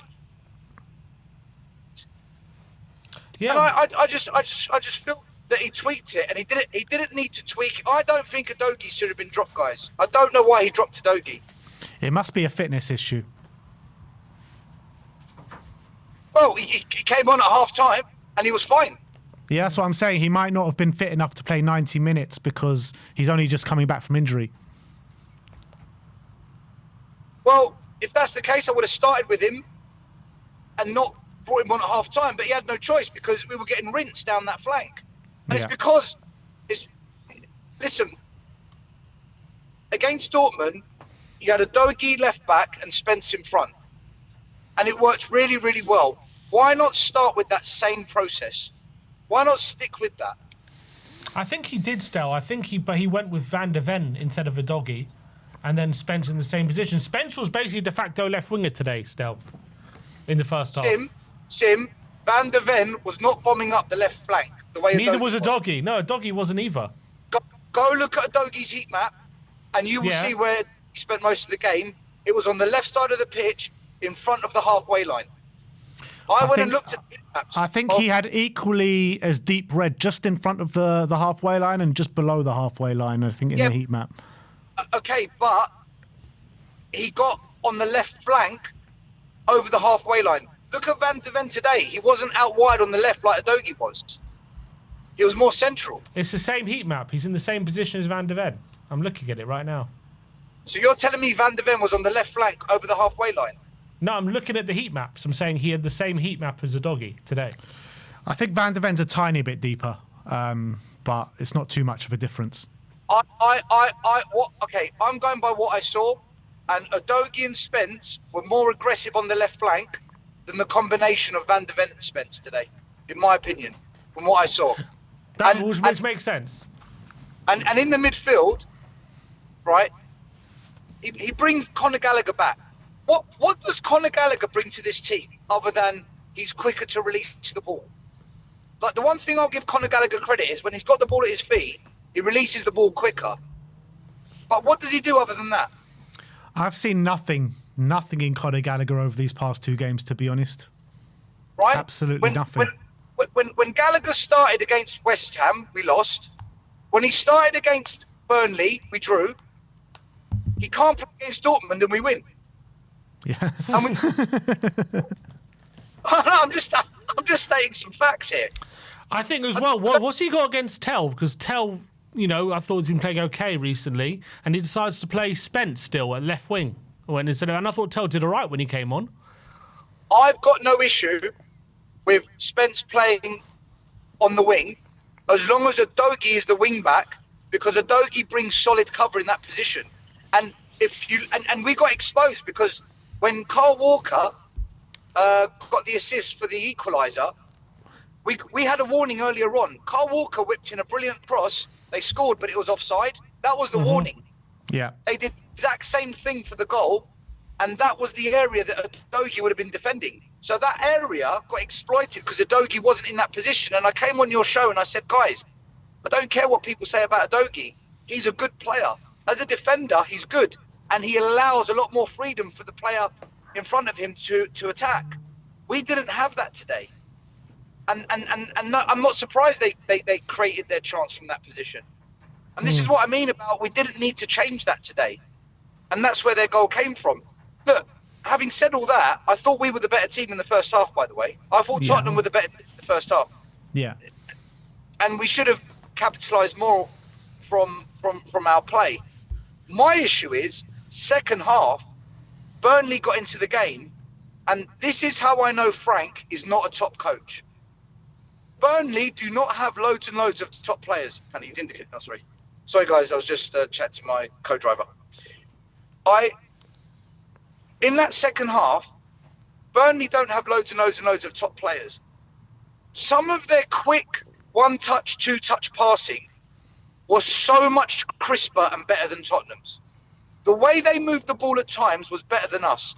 And I'm sitting there saying to myself, how are they doing that and we can't? And this is the difference between us and a lot of teams. The speed at which we move the ball and the crispness of the pass. Other teams are better than us at doing it, and they don't have better players than us. And that is coaching. Scott Parker. This is Scott Parker you're talking about, Stelios. This is crazy. I mean, Stel, how about this? Yeah, we're dropping further and further down. We've lost to West Ham last week. We've drawn to Burnley today. At what point is the board going to wake up and make the decision? Surely it's got to come soon, right? Or are they just going to keep trudging along until we're 17th and a couple of points above the relegation zone? Ben, they don't know what they're doing. This board is absolutely clueless. I called it out the week before, I think. We've gone into a transfer window, and this is where I'm going to give Frank a bit of... I'm going to defend him a little bit now. Because as much as his coaching isn't up to what we need, and as much as tactically I don't get him at times, he does need better players as well, right? He does need some better players. So when you go into a window that you've known for 2 months that you need some extra signings to help bolster the team, especially in the creative and the attacking department, what have we done? We signed a player who scored 19 goals last year and brought in a midfielder who isn't going to be that creative spark, and he's not going to come and score double-digit goals in Conor Gallagher. He's not that player. We signed a 19-year-old kid at left back, and what are we looking for now? A 31-year-old left back. What are we doing? That's not that's down to the board. Yeah, look, I get that, and I agree with you. It's not helping Frank. But if Frank accepts it, then he's a yes man. Just like I called previous managers yes men, then Frank's a yes man as well because he's accepting that. We are starved of creativity and goal scorers. Yet again, Van der Ven and Romero saved us. And if any fan dares to call out Romero, this guy with Van der Ven is carrying Tottenham right now. Van der Ven and Romero are carrying Tottenham. Mm-hmm. Yeah, carrying them to relegation. But I understand, and I understand, and I agree with your points. But the reality is, I'm just reading a tweet here. We've got 3 points from a possible 15 against Brentford, Sunderland, Bournemouth, West Ham, and Burnley. Tell me, we've got better players than the majority of those teams. So I don't think he's got anywhere to hide. Well, we saw on Tuesday night we've got players that are good enough to at least be very competitive and take the game to other teams. We saw on Tuesday night we can. But why did you go and, look, before this game today, I said on I think it was the Hotspur Hood, I said that if you look at the teams that Burnley have played in the bottom six, Burnley have played Nottingham Forest, Wolves, Leeds United, who else in that bottom six? Bournemouth. Forest, right. If you look at Burnley's results against those teams, they've drawn 2, won 2, and lost 1. So their record in the bottom six is actually quite good. And I said, we are in that group now. Don't underestimate what Burnley will do in this game because they're actually good against the bottom six. So I'm not surprised they got a draw because they actually do play quite well in these games. We don't. We don't. And the worry with that is if we do get dragged in a relegation battle, we really badly perform in this scenario. We cannot afford to sink into that scenario because we will be in major risk of relegation. The unthinkable is thinkable if we get dragged into that situation because those teams aren't too bad against each other. We are awful against that lot. Yeah, why is it, Sel, for you that every game recently it just seems as though we actually look threatening when we've got nothing to lose and we throw the kitchen sink to the opposition, we create loads of chances and either nearly get back in the game or get back in the game.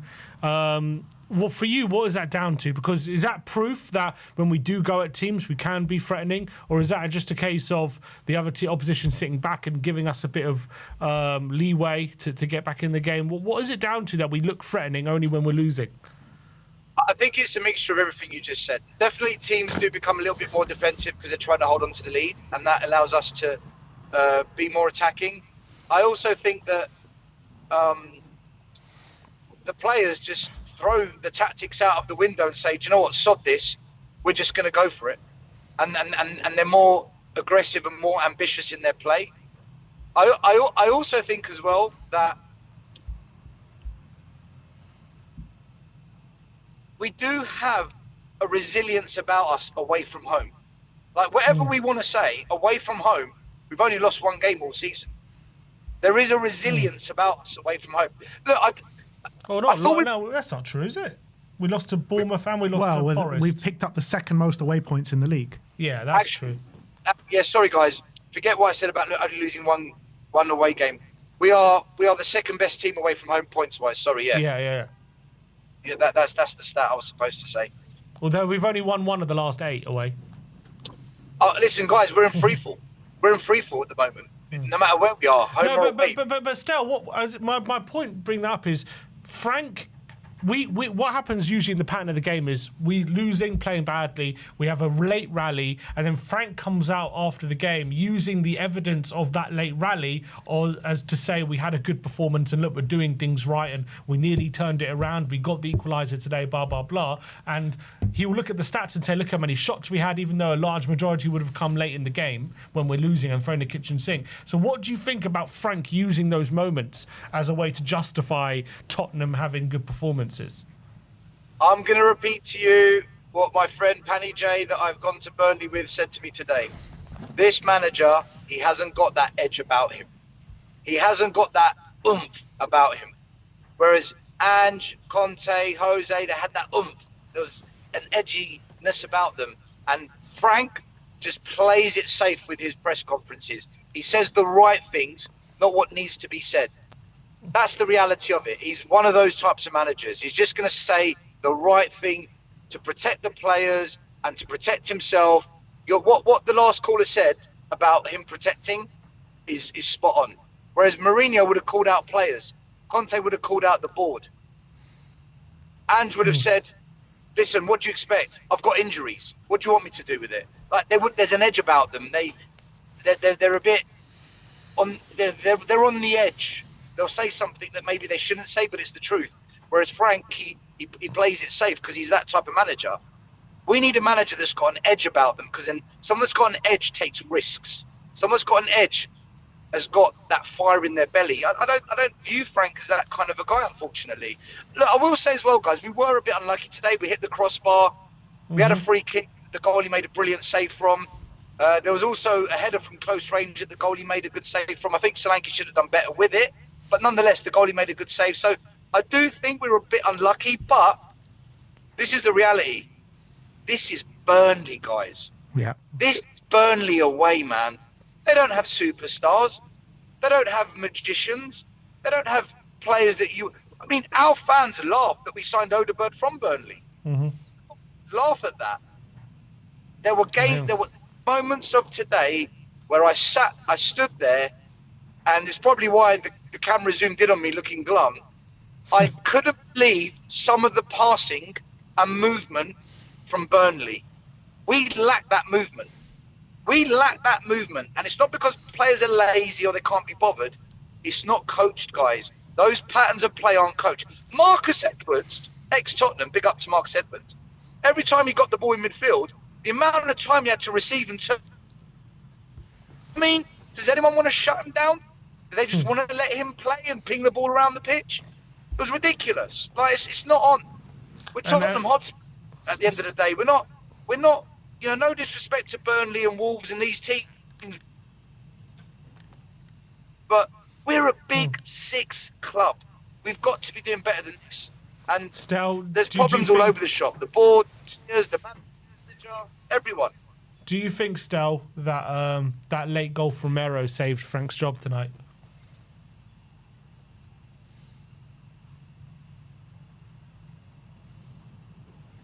Oh, I don't know, because there was a lot of chanting from the fans. It wasn't just you're getting sacked in the morning. I can hear you. I can hear you. Yeah, you're back. You're back. Yeah, there was a lot of chanting from the fans, guys. They weren't just singing "You're getting sacked in the morning." They were singing "We want Frank out." Say "We want Frank out." There was a lot of different chants against him today.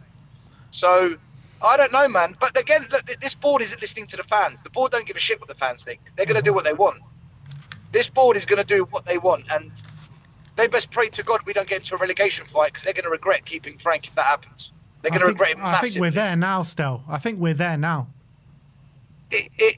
Look, we had two of the so-called easy games, West Ham and Burnley. We needed 6 points. We've come away with 1, which now means we go into the toughest month of the season. If we don't get wins next month, and it's highly unlikely, and West Ham get a couple of wins, we're bang in trouble. And any fan who thinks we aren't, like I said, end of February we're going to know what's what. But it doesn't look good for us, and that's. I just can't believe we're in this. Guys, do you know what? I still can't believe we lost to West Ham. I haven't got over that, you know. I can't believe we lost to West Ham. Yeah, we find ways of diving to new depths, don't we? Don't we, Stel? And do you expect any signings coming in as well off the back of this? You know, we're in a mess. The future of Frank is up in the air. How can we expect to be attracting any new signings in this last week of the window while all this is going on? What good player in their prime is going to want to come to Spurs right now? What good player is going to come and sign a 4 or 5 year contract? We've signed a kid who's getting the payday of his life because he's come from a club that isn't paying him much money. We signed Conor Gallagher, who's desperate to get back in the England squad and desperate to get some playing time because he's not playing for Atletico. And we're signing Robertson, who, let's be honest, he's past his best years. It's not the Robertson of Jurgen Klopp 3-4 years ago. By the way, Stel, Robinson came on for Liverpool at half-time. Liverpool fans on Twitter are suggesting Kirkes could have got injured.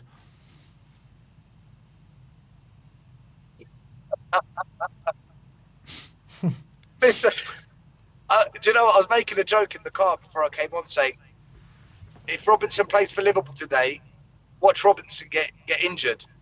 But the opposite's happened now, so now Liverpool might have to keep him. Listen, but personally, I don't want Robinson. I don't want him. I don't look at him and think, oh yeah, this is a way to build. This is a way to take the club forward. I don't look at it as a positive signing. I think, you know, when we signed Kudus, I thought that's a positive signing. When we signed Xavi Simons, I thought that's a positive signing. By the way, Xavi Simons today was quite good again, but he was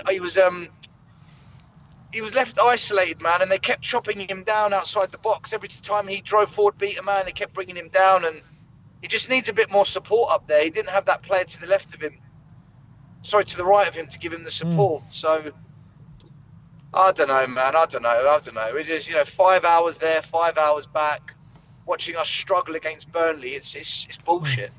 How much longer you got on your journey, Stel? Well, we've decided to stop off at a traditional British pub that we found on ChatGPT that does really good food. So the reviews are quite good. So we're going to stop off and get some food. So is ChatGPT Frank in or Frank out? That's the most important thing. ChatGPT got subbed. Stel, make sure whenever that game is replayed on TV, you're getting royalties. That's the most important thing. Do you know what? I might have to write a letter to Sky Sports demanding that my face be refunded at least the ticket. But, big up to all the fans today, because there was a good 3,000 fans that drove up to Burnley today. So big up to all the fans that still support the team even when we're not great. We deserve better than this, and if it was down to me, I would change manager, because the way we play is just not going to change. That Dortmund game was a flash in the pan, and we never seem to build off the back of these games when we do play well. We always seem to have to change something or move a player or bring that player in, and there's no consistency with what we do, guys. We need some consistency. We've only won consecutive games in the Premier League once this season. That was game week 1 and game week 2.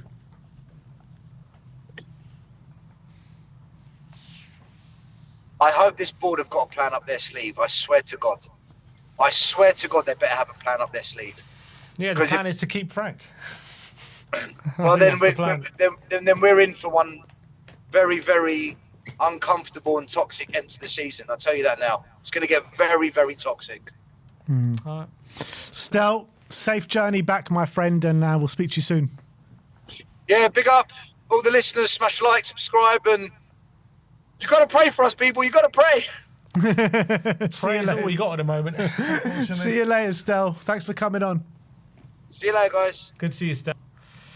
Pray to any God that you can, because that's all we've got. Yeah, it's just losing the will at the moment, man. I really am. It's just, God. The 4 teams that rooted to the bottom of the league, Nottingham Forest, West Ham, Burnley and Wolves. We haven't beaten any of them. That's mad, isn't it? They're handing out 3 points to fun for everyone. We can't even beat any of them. God. Oh, let's get Nate on. How you doing, Nate? Hi guys, how are you? Good, thanks. And you? I've been better, It's a tough, I tough say game, good. so- I'm absolutely lying through my teeth. Yeah, same. I'm trying to bring the positive energy like I always do, but little thing here. I'm with my brother today. His first time featuring. Hey, guys. My How's it brother, going, Andrew. mate? How you doing, brother? I'm great. How are you? Does your Yeah. brother have a name? Andrew is his Oh, name. Andrew. Sorry, I didn't hear. Hello, Andrew. Hello. Talk to me, guys. Welcome to the Talk to show. me. Another Okay. shocking result today. Let us know your thoughts. To be honest, like you could debate it's shocking. To be honest, I'm not surprised the way things are moving. Like,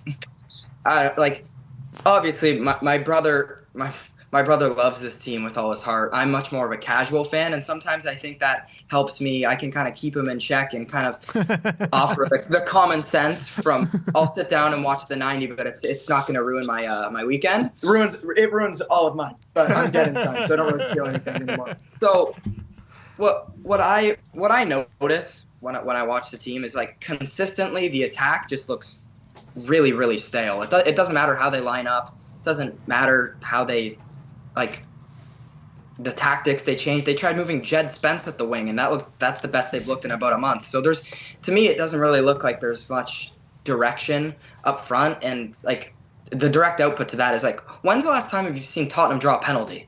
I'm not saying that's the only thing that equates to goals, but like you look at their attack and you haven't drawn have they had one all season? I don't they think so. haven't. Not in the Premier League. We Like haven't. We had one in the Champions League. That's kind of one stat that blares out to me where it's like you're getting 60% of your goals off corners and headers and goals from your back four. I don't know. I look at what I find confusing is the wingers that they have, specifically Odegaard. I tell Nate all the time, I'm really fond of him. I think he's great. He's directional, which is something we had to deal with Brennan Johnson for how many years. So just somebody that can take a guy on is rather refreshing. Like they have the individual ability, but the output isn't there.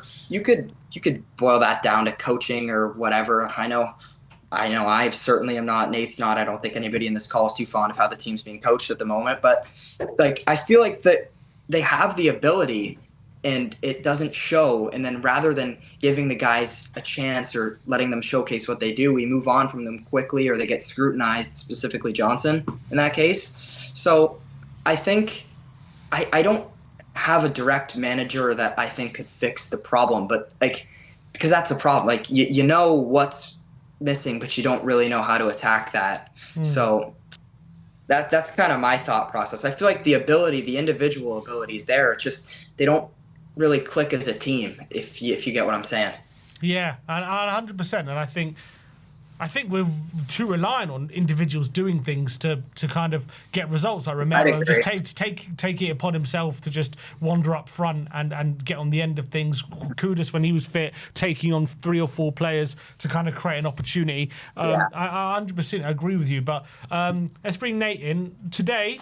Frank was asked in the press conference after the game what he thought. He said it was a good performance. Dubravka was man of the match. We were unlucky. Following on from what he's been saying from, a lot of the other games where, he said West Ham, we could have turned it around. He said Villa, we nearly got an equaliser. He said Bournemouth, if Van der Ven just scores that chance, we win the game. All this kind of stuff. And he's carrying on that same narrative today.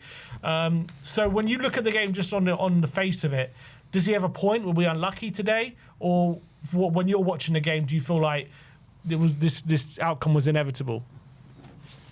Outcome was inevitable. Then, like, it's just so bad at this point. And when you look at the game and you watch it, it doesn't matter how much of the ball you keep or how many chances you get. They'll find a way to break your spirit. And I think that's what happened today, where as soon as Burnley start to get into the game with the counters, you just knew the goal was coming. At 1-1, like it was maybe beginning of the second half, I just knew it was coming. And I didn't think it would come from that defending on the second goal. It was genuinely something out of grassroots. That was hilarious to watch. But it was just so bad.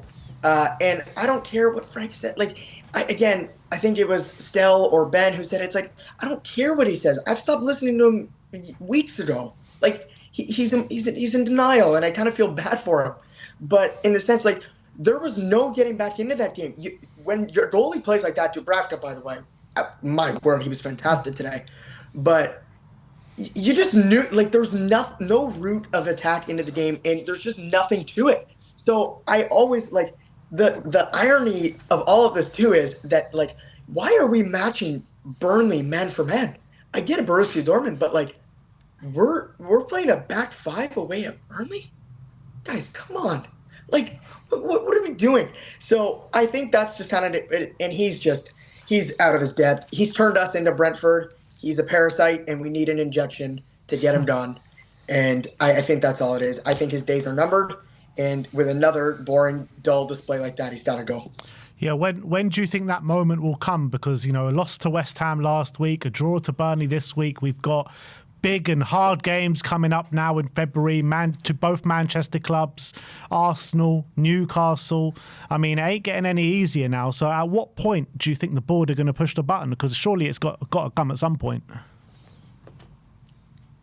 Gotta come soon. Like, yeah, honestly, like, it's different. Like, me and my brother, obviously, we're from Canada, so it's not like we see teams tank in North American sports. Like, we're playing in the Premier League. There's no incentive. You're not getting a draft pick. Like, it's serious. You might as well switch it up. There's no incentive to losing to West Ham, losing to Burnley, and you can see it. He's lost the locker room. Like, the whole Arsenal Cup thing, like, drove people crazy. Like, if that was Arteta with a Tottenham Cup, I don't think they nearly would have cared as much. Why? Because the results are there. Like, you might as well switch it up. There's no incentive to sitting and keeping the same habits. Coming into these tough run of fixtures, you have Thomas Frank. Who thinks we're going to win those games? Because I don't think he does. No. You might as well. I don't know who you could appoint as an intern, but, like, give it a go. Like, you got to save the season somehow. Guys, we will not win a game in the league until March. We will not win a game in the league until March. Just to let you know. And where will we be? Where will we be at that point? Where are we going to be? Don't worry. We'll be 17th again, because that's kind of where we belong at this point. Our next games in the Premier League are, I've got them pulled up here. We've got Man City at home, United at Old Trafford, Newcastle at home, Arsenal at home, and then the Cottage away. We're not winning one of those games. Not as long as he's in charge. I think the turning point will be the Arsenal game. If he gets that amount of time, if the filth come to us and they destroy it, like, there's not a chance. They'll be out for his head. Like, he'll be like hung in the streets the next day. Like, he will not be. I'm worried they're gonna do what they did with Ange, where, like, the league results were just consistently shit. There's no other way to word it. Yeah. But the run in the Europa League kind of kept him around. I don't know what they're going to do with Frank in the Champions League, because there's no expectation to win the thing. It's not like the Europa League, but, like, I fear that the success in Europe is just going to kind of keep him lingering around for a little bit. I think more with Ange was more. It was definitely, if we were out of the Europa League, he would have gone. But I also feel like, at least with Ange, you had that hope that once we had injuries back, we could get back to playing good football. Yeah, there's nothing going. Whereas with Frank, it's like, even if we get players' injuries back, what are we hoping for exactly? What are we hoping he does? Like, that's, I guess, the big question. Do you think that Romero goal saved him from a board's perspective? 100%. I think if it was a loss today, I think he may have gotten the axe. But then they'll argue that, we still got a point. We look good. Their goalie played well. And that's what, and I think it was, Mr. Watson, the first guest on, said that the board is just grateful they don't have to make the decision today. And I couldn't echo that more. I think that was really, really smart. And I think he's 100% right with that. I think, Sim, what we're hoping for at this point is a progressive path forward from our midfield. Just one would be nice to see. But also, in North American sports, like, an analogy I'll give is, you guys watch the NFL at all? Like, in American football? No. Yes. In NFL football, it's like my brother said, if you do really poorly, there's an incentive that you'll get, like, a good prospect or a good young player to be drafted by the team. In the Premier League, there's nothing like that. Complete opposite. It's the complete opposite. Like, we'll go down and lose money. And I think the writing is on the wall. And I've been saying it for weeks now, but I think that goal has kept him in the job, only because the board are cowards. Vinay is a spy from Arsenal, and they do not want to pull the trigger because they are scared to do it. One of the comments says you two are going to have grey hair by the end of the season. My hair will probably fall out, so I'm curious to see where I'll end up. Join the club, mate. Join the club. This is 30 years of Tottenham. Right? Nothing to be ashamed of, guys. Looks great. Are you guys twins? Yeah. Yes, the two of us, yeah. I could tell. You look, yeah. Well, People say I don't see that. My Face ID on my phone unlocks his phone, and then his face unlocks mine. So brilliant. clearly they think we're alike. So, just a quick question for you guys. Go on. Like, who's your ideal appointment? Like, maybe not for this season, but like, I doubt Frank's making it to the summer unless there's drastic changes. So, like, give me like maybe like an intern candidate, and then maybe like a more long-term like next project. Like, who would you guys want at the club? Interim is anywhere. Like, I don't think there's any good interims around. I think we just need a fresh voice and fresh ideas. I don't really care who it is at this point. But my number one choice is going to be an unrealistic choice, is Xabi Alonso. But I just don't think don't think it's realistic. I think. I don't know. I just think the direction of travel is to bring Pochettino back. I think that's what's going to happen. I think he's the US, only. is he not? Yeah. He's after the World Cup. I think that's the only crazy person, the only one crazy enough to take this job right now. But Ben, we've got a £150 million war chest. Why don't we just go, instead of signing Andy Robertson for £5 million, why don't we just give Xabi Alonso a crazy salary? Bring in a guy, because that's what I think the foundation is. Your manager is the core of everything.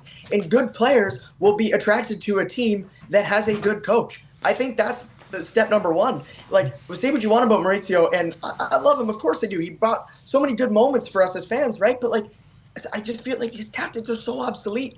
And I think that they will try to hire him because they want to get a good feeling back at the club. But at the same time, I think you got to pay big money for a good manager. And then you look at, the big six, the revenue, and all that comes in, right? So I think if you can get a good manager in to start, that's the building blocks of the foundation. I don't know if the Tottenham fans are going to be patient enough with Pochettino, because do you guys remember when he took over Chelsea and they were like stuck in like purgatory, where kind of where we are now?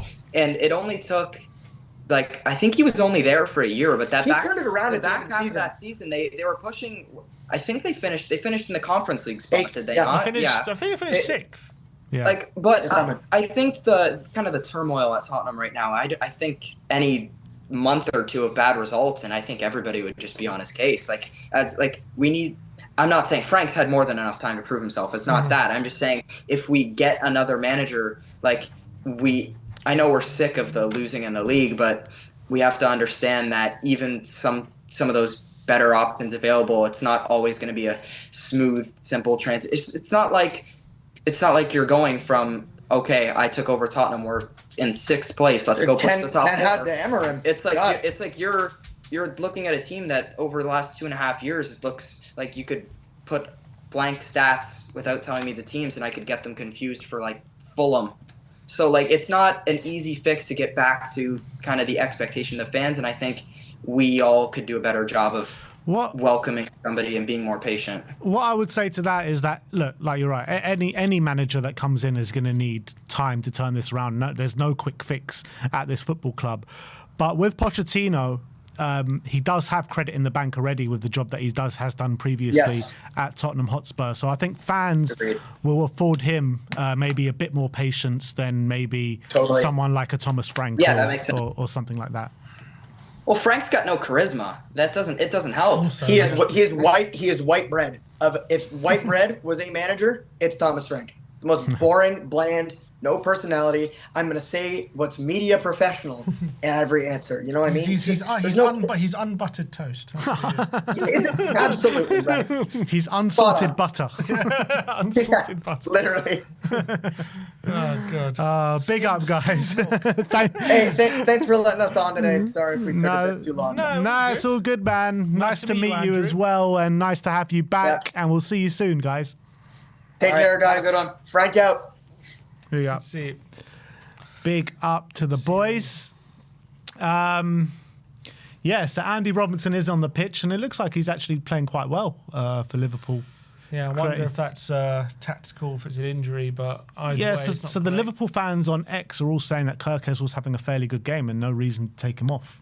apart from an injury. So I don't know. There's no confirmation or anything about an injury, but he came on at half time, which is a bit.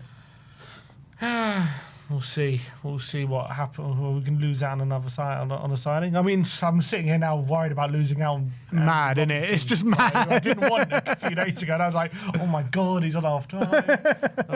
This is what Tottenham have got me. I'm now worried about losing out on a 31-year-old washed fullback. Oh, God. And Somerville's off the table. He's support for West Ham today. 3 now. His value has just risen by about 10 million. All right, let's move on and let's go to Wes the King. How we doing, Wes?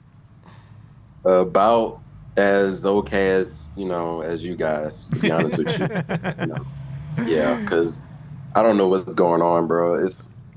What I saw today was so confusing, and it was all over the place to me. And you had players that were just playing in positions that they just wasn't used to. Clearly, like Spence, playing because everybody's saying, "Oh, he's a left back." I'm like, really? Spence is a right back playing left back now, playing left wing.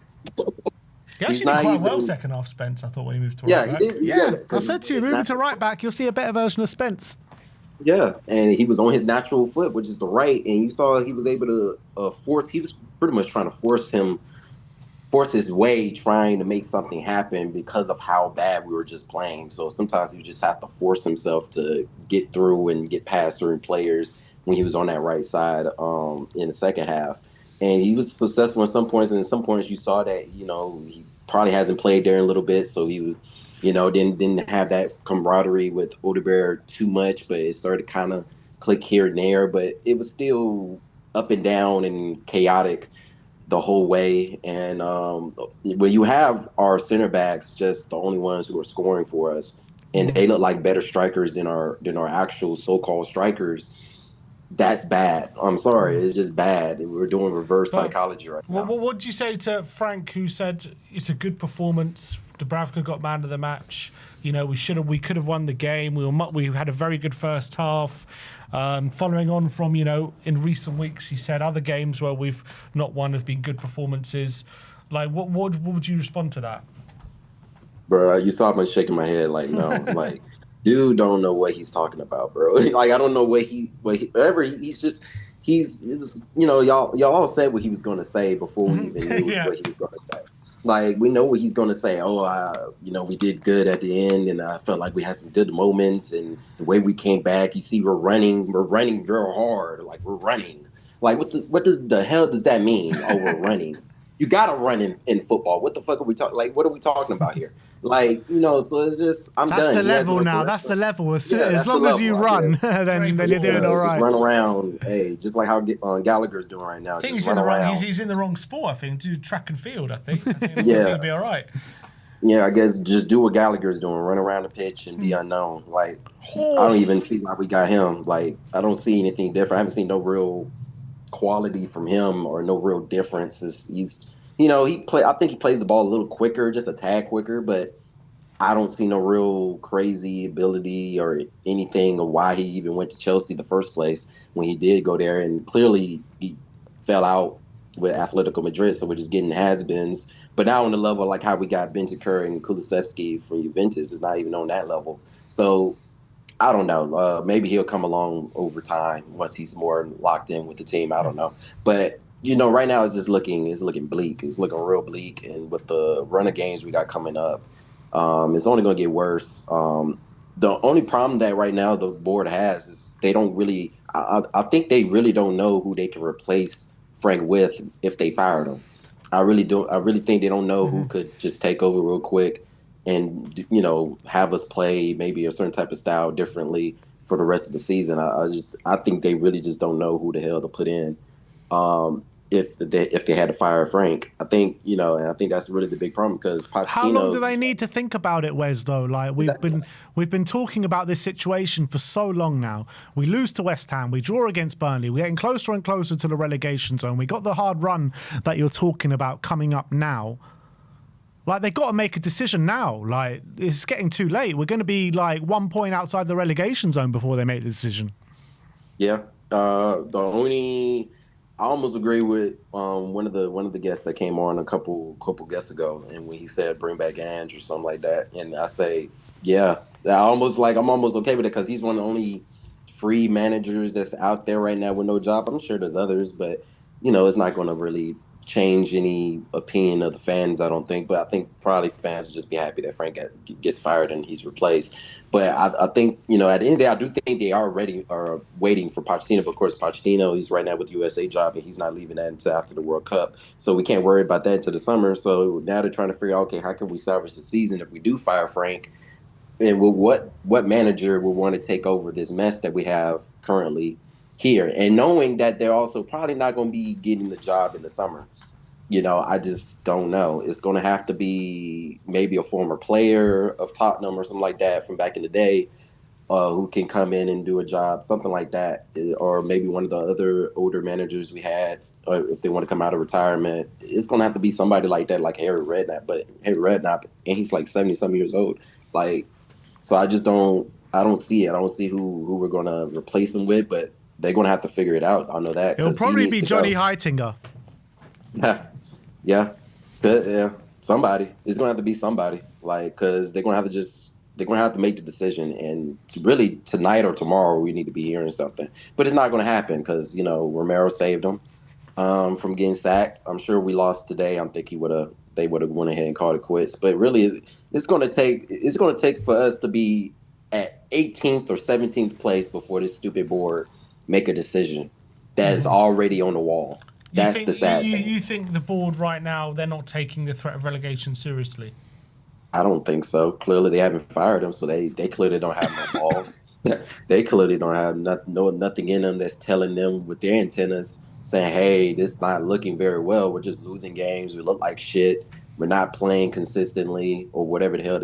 He, of course, saying that we are, but no. If you just look, anybody who's even people who don't even look at football, soccer, however way they want to call it, the casuals, they're looking at this game or running games. I remember, I think I told y'all before when my family looked at the game back during the holiday, and they were looking at the game. They were like, "What is going on?" They look so not organized, not like they don't even look at this sport, and they knew this don't even look right.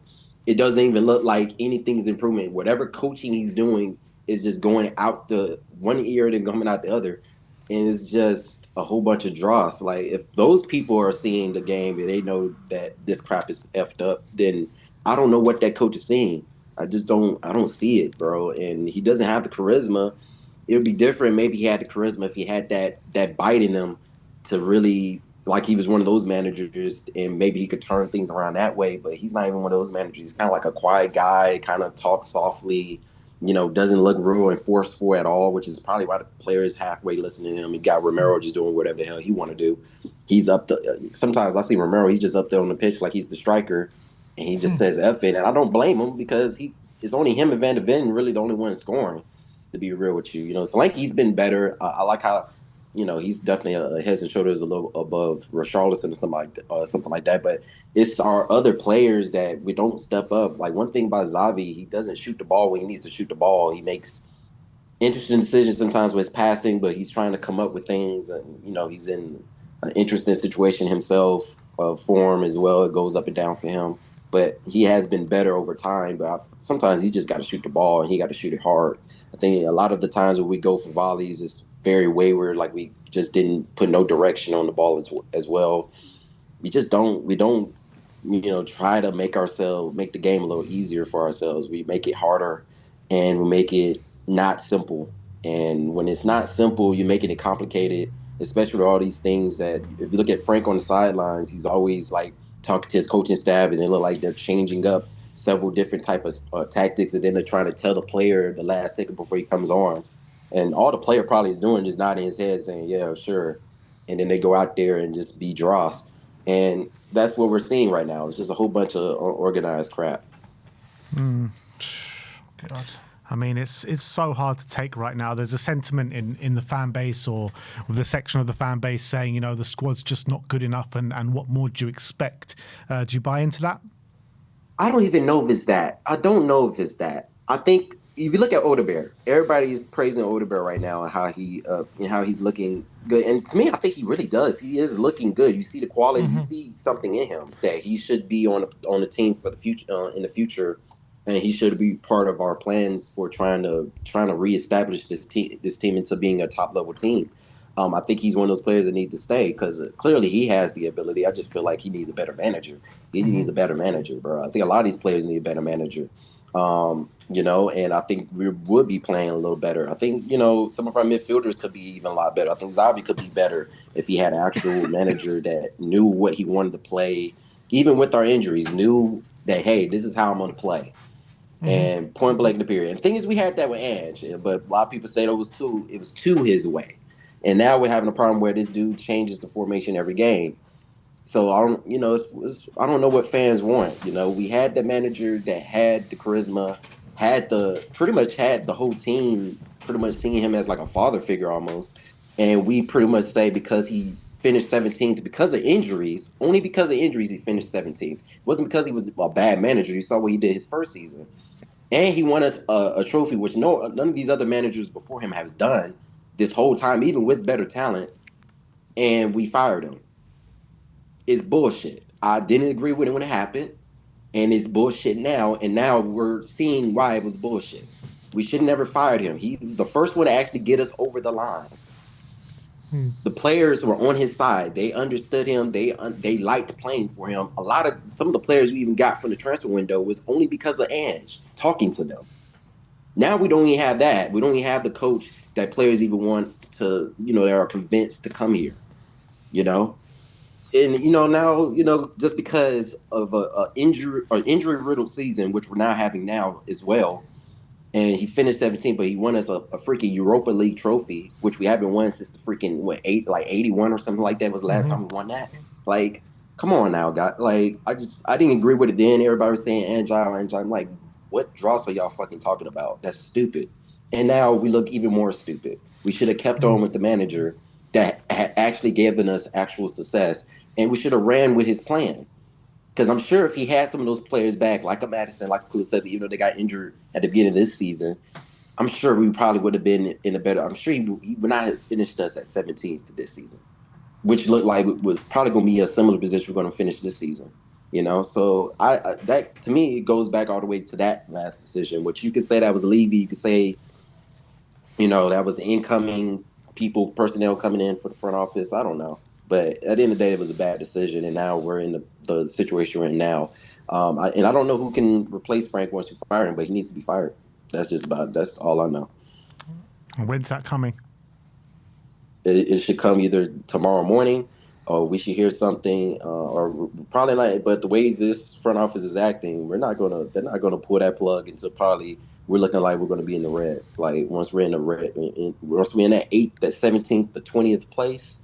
That's when they're going to finally say, oh, yeah, that's enough. But it's going to take that, which, the fans, if they really want him fired, I think they need to be a little bit more louder. I understand we're doing he's going to be sacked tomorrow and all that during the game, but I think we need to be a little bit louder and way more forceful that we're not happy.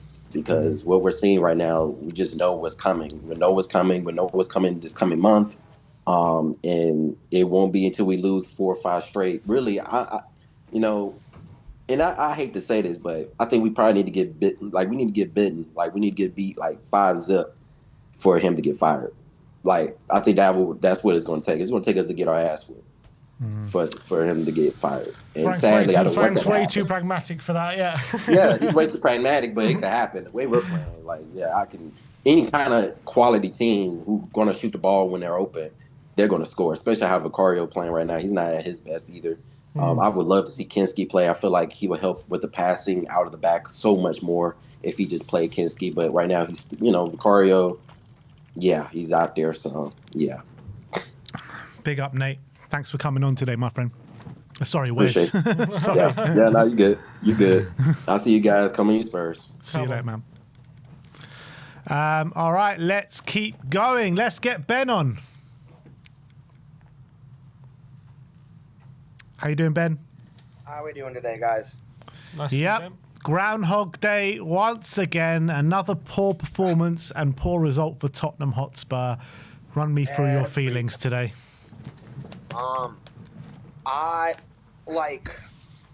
We went into it. We were at the point where we were doing what we usually are able to do, which is play for a maximum of 15 good minutes a game. And I'm not exactly sure why. Sometimes it's none in the first 45 and 15 in the second half, and sometimes it's 5 minutes in the first half, and then once we go down, we'll be good for 10 minutes in the second half. But there is about 15 to 20 minutes a game that we actually are looking good. This game was going better.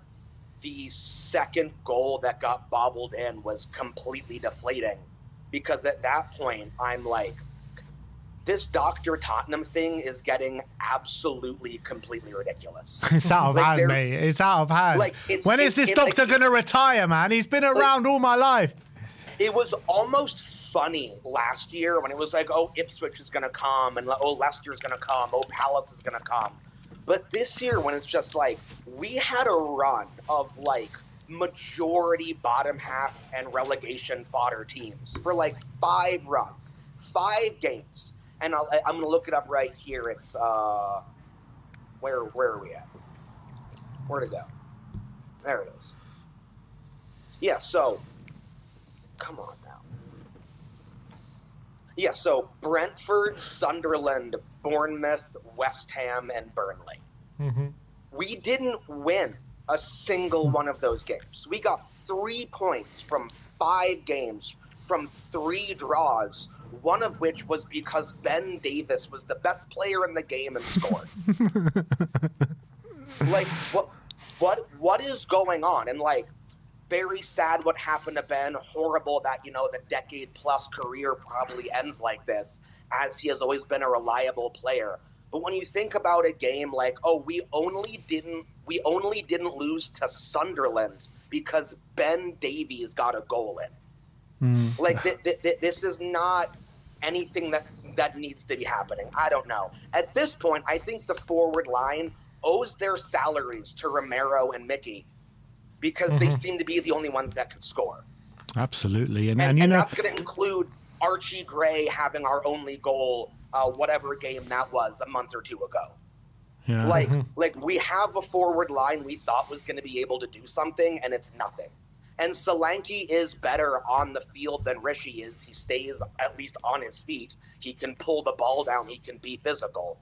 But when you legitimately have games where, I don't know how many games we've had this year where we've scored 2 goals, one of them has been Mickey, one of them has been Romero. And it's just I'm at the point where I'm okay, cool, Dragason's back, Danso's fit. We need a left winger and a striker. Romero at the number 9, Mickey at the left wing, and Dansu and Dragusin as center backs. Because what are we doing at this point? Play into it. You might as well just play into it. Just fuck it. Just might as well. That's you might as well kind of a joke, two up top. Romero flicking onto Van der Ven to run in behind. Well, why not? Why not? When Romero gets his head on the ball, it goes in the back of the net. So put him as the striker. I don't know. Not actually, but why not at this point? Honestly. Mickey, I think, is probably consistently the best player we have. And he's putting in a performance to save the team, scoring the goals and saving the goals from getting scored. And every single time Tottenham is scored on, he looks like he just wants to get swallowed by the ground. Literally. And he is going to be trying his hardest to leave, isn't he? He ain't sticking around for much longer. That's one of my main things is, what can we do to keep Mickey? Well, first point of call has got to be to sack Frank. Yes. And then do everything that you can to get as many good players in to go around him. Which, I don't are we looking? I think we were there's some stocks of, looking for a left winger, but that seems to not really have come. And with, we don't know if Robertson's staying at Liverpool now, but I'd take him as a left back. We don't know what's gonna happen. We don't know if you sack Frank and you get Heitinga to stay in under the supposition that he's gonna be, back to first team assistant with whoever comes in the summer.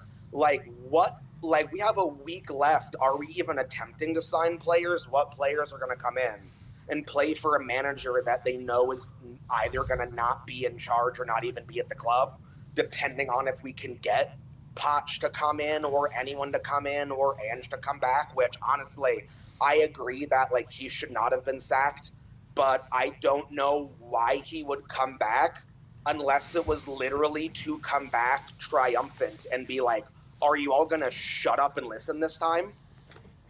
Because I remember when he had said, I'll be out soon enough and you'll have John the pragmatist and then y'all will complain about that too. And we're complaining about that like, now. It's, And here we are. and it's Tom the pragmatist, but whatever. And it's not that, and the idea of like everyone's thinking about the past, and it's like why you keep talking about Ange, and it was just like I don't know how we managed to lose 22 games and it was more fun to watch. Like it's madness that you watch Frank and you'll get a goal in. And with Ange, it was we'd go up. We'd go 2 goals up with Ange, and I wouldn't be relaxed because I'd be like, we play the high line and inshallah, it's going to be 2 long balls, we'll be tied. Like, we saw it happen so many times. But with Frank, it's just like, okay, just try to not lose and only try to win once you're losing. Yeah. And that's the most backwards mentality you could ever imagine. And very much what Josh was saying was he's just like, when winners talk, you hear what they're saying. Ange was like, no, I know what I'm doing. I win trophies here. I win trophies here. I'm going to win trophies here. And we could lose at 4 games in a row and be like, for some reason, I believe this guy. And you had 2 games with Frank winning. And then after Bournemouth, it was just like, I don't know, this seems shaky. And ever since then, it's just been like, oh, you were just out of your depth. Like, you were trying to keep what is supposed to be a Big 6 team to be a mid-table team and not a relegation fighting team. No. And that's just not what we're even supposed to be doing here. And it's just like you're looking at the point that you made before about the transfer window. It's just like we sold Brennan Johnson on the day 1 of the transfer window, a player that would have got a hell of a lot of minutes from then and up until this point. And we're still scrambling around what we're supposed to believe is to find a forward player. At the beginning of the window, we were rumoured to be going for like Savinho and Yildiz and Marmoush and these kind of players. The most recent one is Somerville. That just shows you how the transfer window is going. Yeah, so I'd heard that, did we make an offer on Somerville? Apparently there was just an inquiry and West Ham said flat out no. Oh, you got our right wing last year, we'll be damned if we're getting our left wing this year. Yeah, exactly. He's not even good anyway. He scored 2 goals in the last, all season, and they've come in the last 2 games anyway. So he's when you're going for when you've got like names like Yildiz and Savinho and Marmoush, who are obviously fanciful thinking at the time, like Somerville.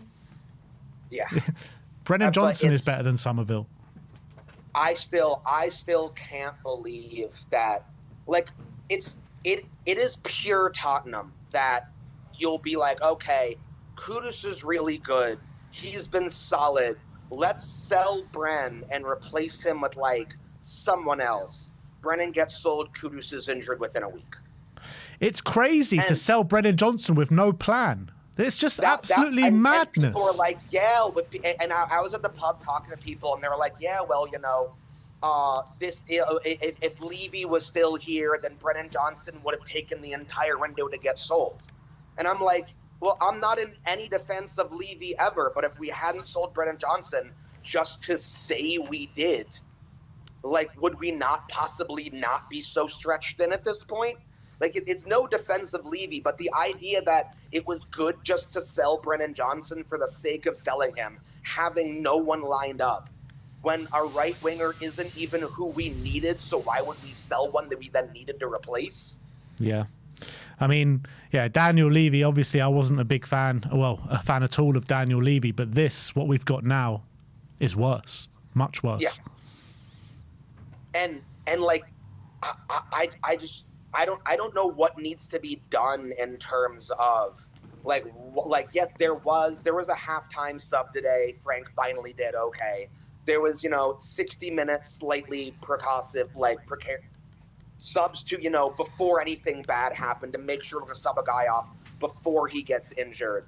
But then you wait until 80 minutes, 85 minutes or whatever, and then it's just like, I don't really know what I'm doing anymore, so I guess put on Scarlet for Gallagher. And you're like, what? Like, that's probably a good idea to get a goal in, but like, what is the thought process behind that?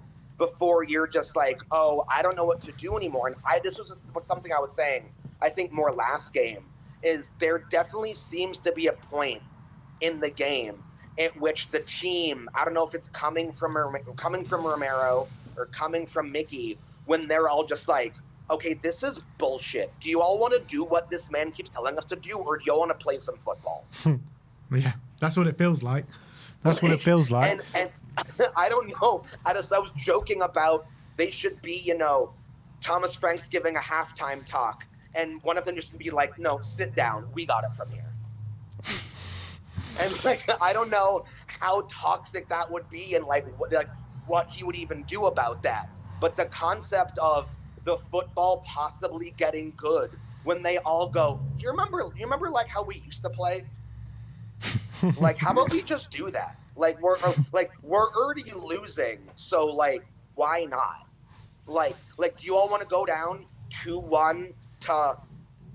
I can't remember at this point. Like, do you want to go down 2-1 to Burnley, like you did 2-1 to West Ham, or do you want to try something? And Romero looked so angry he had to score the goal. Yeah. He's like, you pricks are making me do this every game. And he's probably injured himself in doing it as well. And now I kicked the signage out of frustration. And he got a knock, so he'll be back next season. God knows what happened. Like, but like, how? I don't know if I'm Mickey and I'm Romero and I'm the captain and the center back and the leading goal scorer. I'm like, you all need to be kissing my ass in spades. Mm-hmm. Absolutely. And more from Mickey, because Romero a couple times, he's been much better, but he has placed in errant passes and, dangerous challenges, and the balls just roll under his foot sometimes. And if I'm Mickey, I'm like, what am I doing here? Absolutely. Yeah. Absolutely. And I don't know if you get a coach in, if you get, like, if you're just like, hey, Mickey, I don't know if you're like, hey, Mickey, what coach do we have to get for you to not leave this summer? Anyway, look on the bright side. We might have the biggest stadium in the championship, eh? Yeah, absolutely. That honestly, at this point, I wouldn't even take it with Frank. I would rather it not happen, but would it not be better? Like, cause I don't know to what degree, like just completely hypothetical, we're gonna go down to the championship, which I don't think is gonna happen, to be quite honest. But if we did, we would be a dominant team there. But then if we, come back into the Prem the next year after being used to playing championship style football again, and like now you're trying to be a team that's crawling back from relegation, and I'm not sure we don't have the mentality as a squad to do that. I don't think. Yeah. Like I think we have a good enough squad to dominate in the championship, but I'm not sure we have a good enough squad to crawl back up the Prem from coming back from the championship. I can't even think about Spurs actually getting relegated, man. Like God. I don't, and I forget who it was a couple of games ago. That was like, if you look at the teams we've played, if you look at your Evertons and your Burnleys and your Wolves and your West Hams, like, yeah, they were the teams that we were better at. Wolves aside, because it was Pelini that saved us in that. From like, those are your bottom side teams. Those teams have gotten better this season than we have. Yeah. And someone's like, yeah, we beat Burnley. Yeah, we beat West Ham. But when they come back again, will we beat them? Those were 3-0 wins. Both of those games, first half of the season. Mm-hmm. Yeah. True. We've gotten 1 point since we played them again. Like, You put it and that you way. go into, we have City, so maybe we'll beat City, but it's City at home, so I don't know what'll happen. But then you're looking through a really rough February, and like March isn't like the best either. It's not as bad with games in a row, but the best stretch of this year was the last 5 games, and we Absolutely. drew them and not won a single one. Absolutely. In March, I think we got to go to Anfield. We got to go to Craven Cottage. We don't do well at historically either of those grounds. Actually, amusingly enough, the North London derby is going to be the morning after my wedding. Oh So God. that's going to be a delightful day to watch us get pumped. Nice honeymoon. Well, I'll tell you what, it's better that than your wedding's the morning, Day off, the day yeah. after the North London absolutely. derby. Yeah, like that'll be done. We're gonna wake up. I'm gonna make everyone just watch the match from like the Airbnb we're gonna be in. It's gonna be fine. I'd And then advise I'm gonna against go that. on a vacation and forget about it.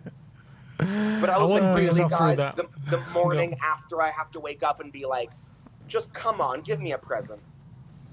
But Arsenal's looking tough this year, and I don't know if there is a single team that's going to keep them from winning the league, and I don't want to see that. No one wants to see that. But, you know, with City and Liverpool, and I guess we're like, come on, Villa, even though not really, because they booted us out of the FA Cup anyway.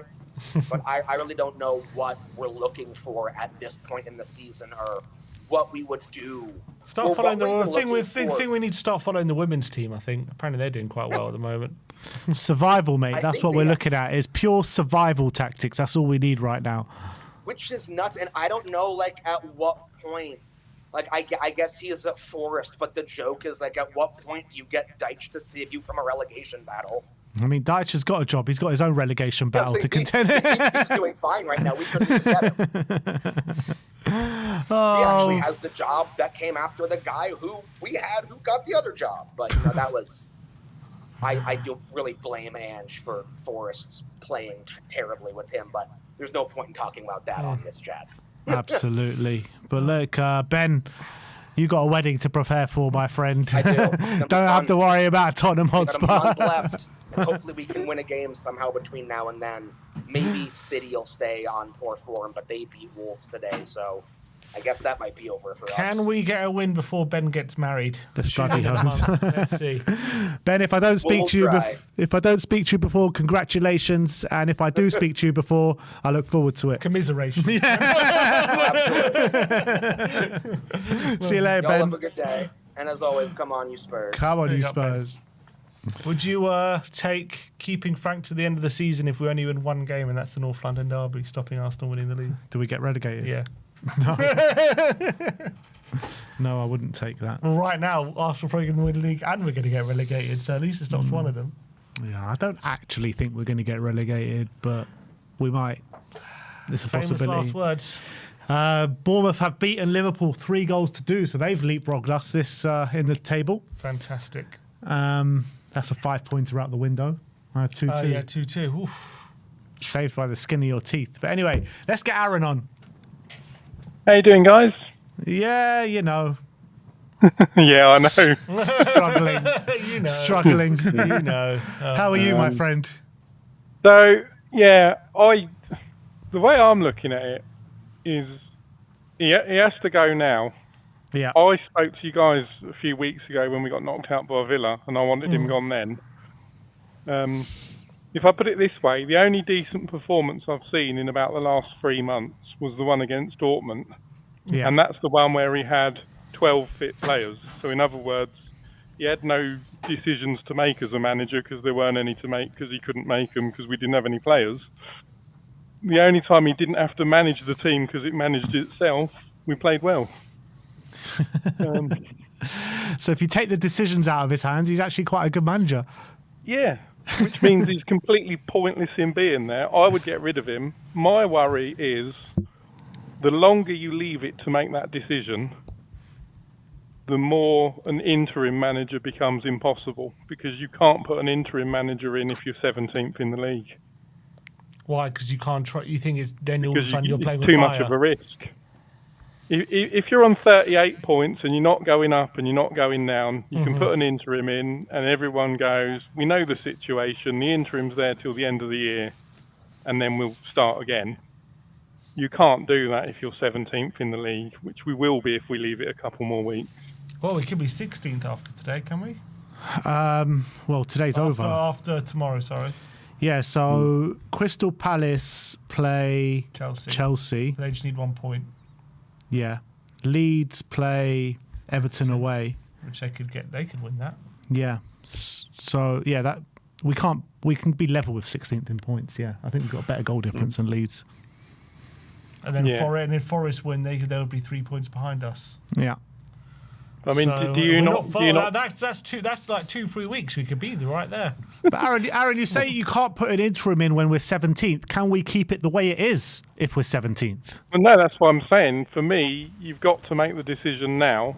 Yeah. Like, if you're putting an interim in, you have to do it now. And if you leave it, it's too risky to put an interim in. And then, even if you're not then putting an interim in, your choice of who you can hire is a lot smaller than if you can afford to wait to the summer. Yeah. Who can that interim even be at this point? Do you want to know what I'd do? Go on. I would phone up Robbie Keane and say, here's an 18-month contract. Because he ain't coming for an interim, but if you give him an 18-month contract, he loves our club, he gets our fans, it's a short contract, you'd pay him a lot less than what you'd have to pay any other manager. And you could quite easily... That means he's in charge for next season. It doesn't, does it? Because if you're only paying... Sack him. I see what you mean.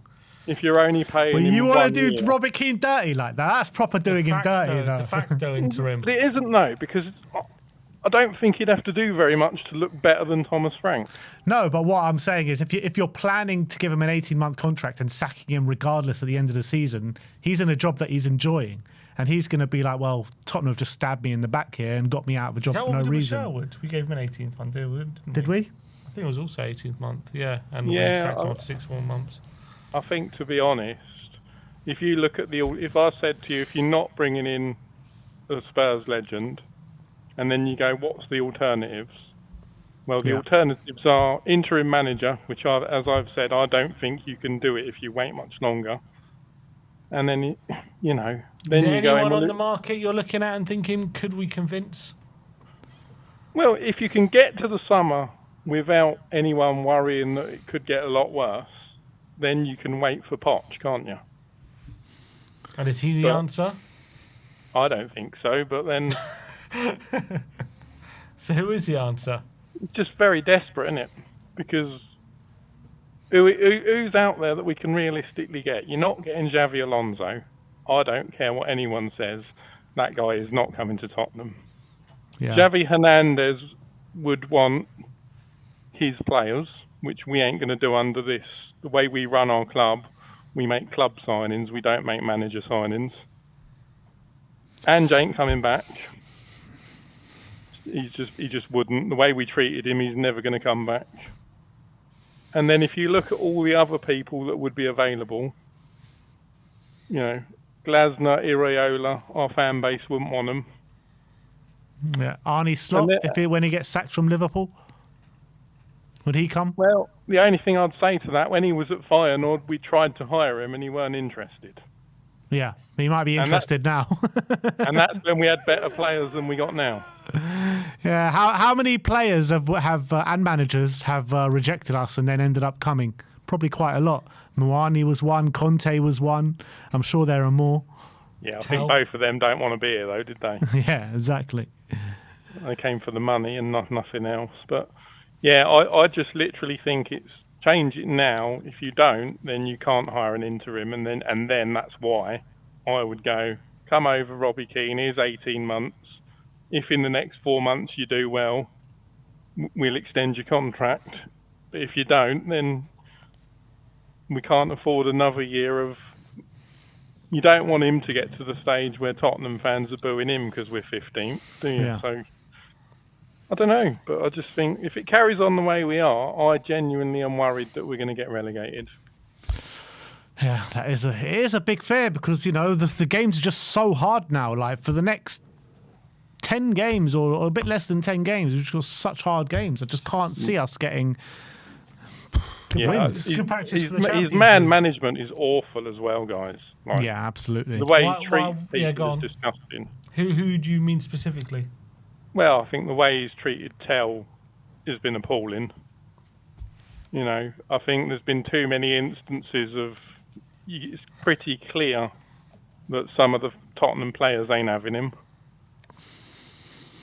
You know, I just think but people said after the Dortmund game, a lot of the players were giving him hugs and they seemed to be played behind him. It did seem like that after that game.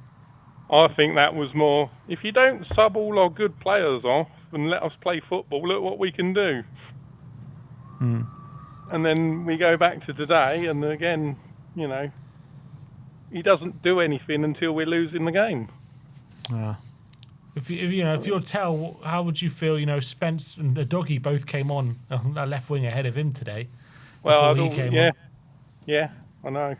I just think it's a mess, and you know, if we were to make the change tomorrow, then I think you could probably put an interim in and then wait for Poch. But if you leave it a few weeks,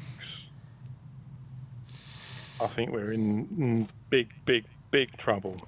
So now we're just in big trouble, and then if we leave it a couple of weeks, we're in big trouble.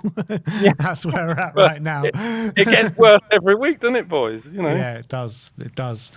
If we'd played really well today, and Burnley had one shot and we'd lost 1-0, then you'd be going, well, at least now we're playing decent football.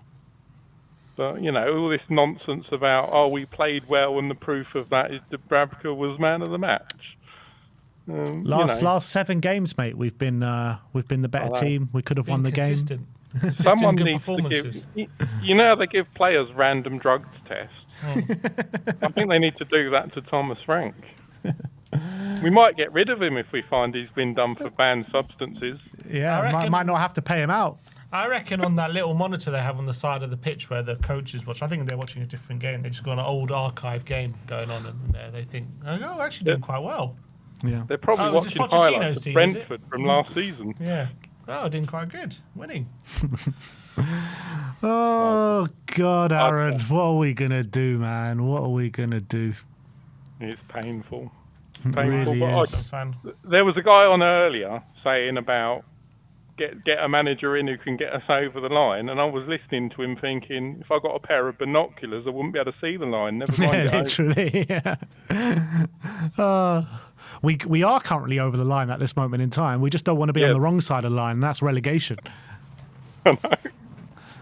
And I'm not even convinced with the way that we do things. I'm not even convinced we'd find a way to not come back up as well. Oh, absolutely. We're very good at being Spurs, and we'll probably lose like 5 playoff finals in a row or something. Back when we last got relegated, I think we finished 3rd, and back then we were lucky that 3rd was automatic promotion place. Now we'd have to play in the playoffs. We probably wouldn't even win the playoffs. Probably bottom. I know. But I mean, I don't know what you two think, but I mean, I don't know how much longer we can afford to give it another week, give it another week. I would have sacked him at half-time at the West Ham game. Give him the Martin Yole treatment. Yeah. Yeah. And what's your thoughts on who you'd bring in? It's a real tough one. It's a real tough one.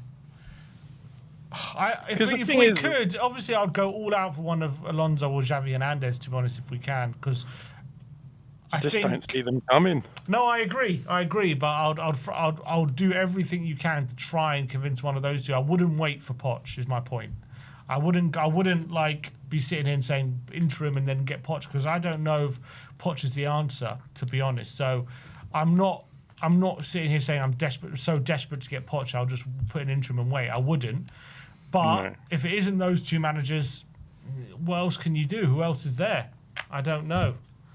Well, that's why I'd go and get Robbie Keane now, because at least he gets the club. He does.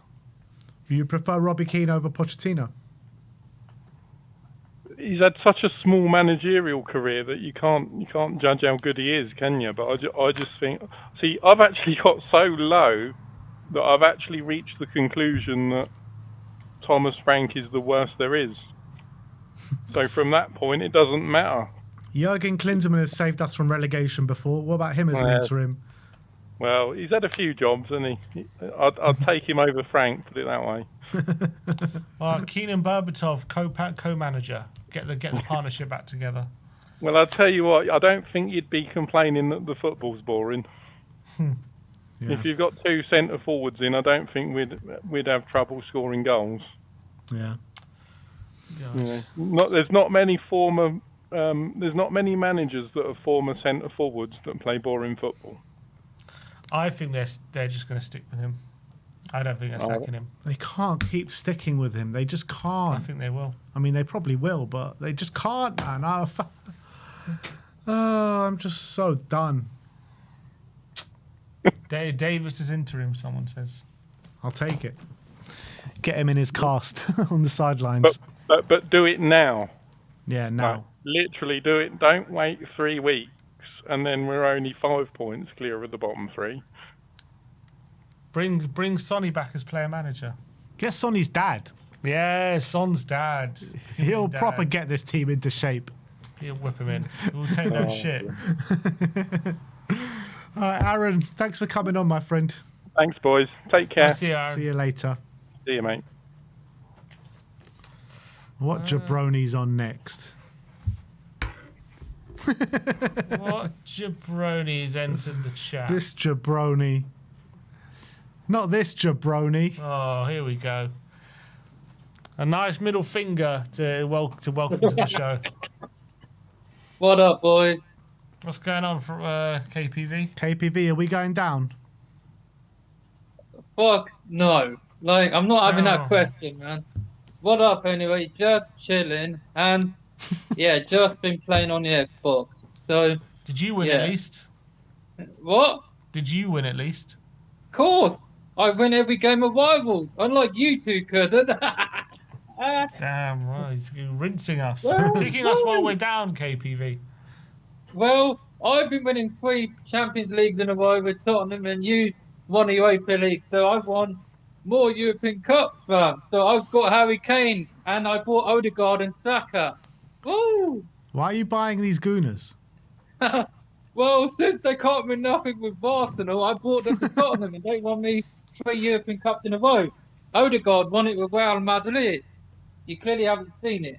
He won it with Real Madrid, and he was bought by them, but he was 15-year-old, played with Ronaldo Ramos, and then stays in that league, but goes to Real Sociedad, and now he's at Arsenal. He ain't winning nothing, but they're not going to win anything. I don't want them winning it.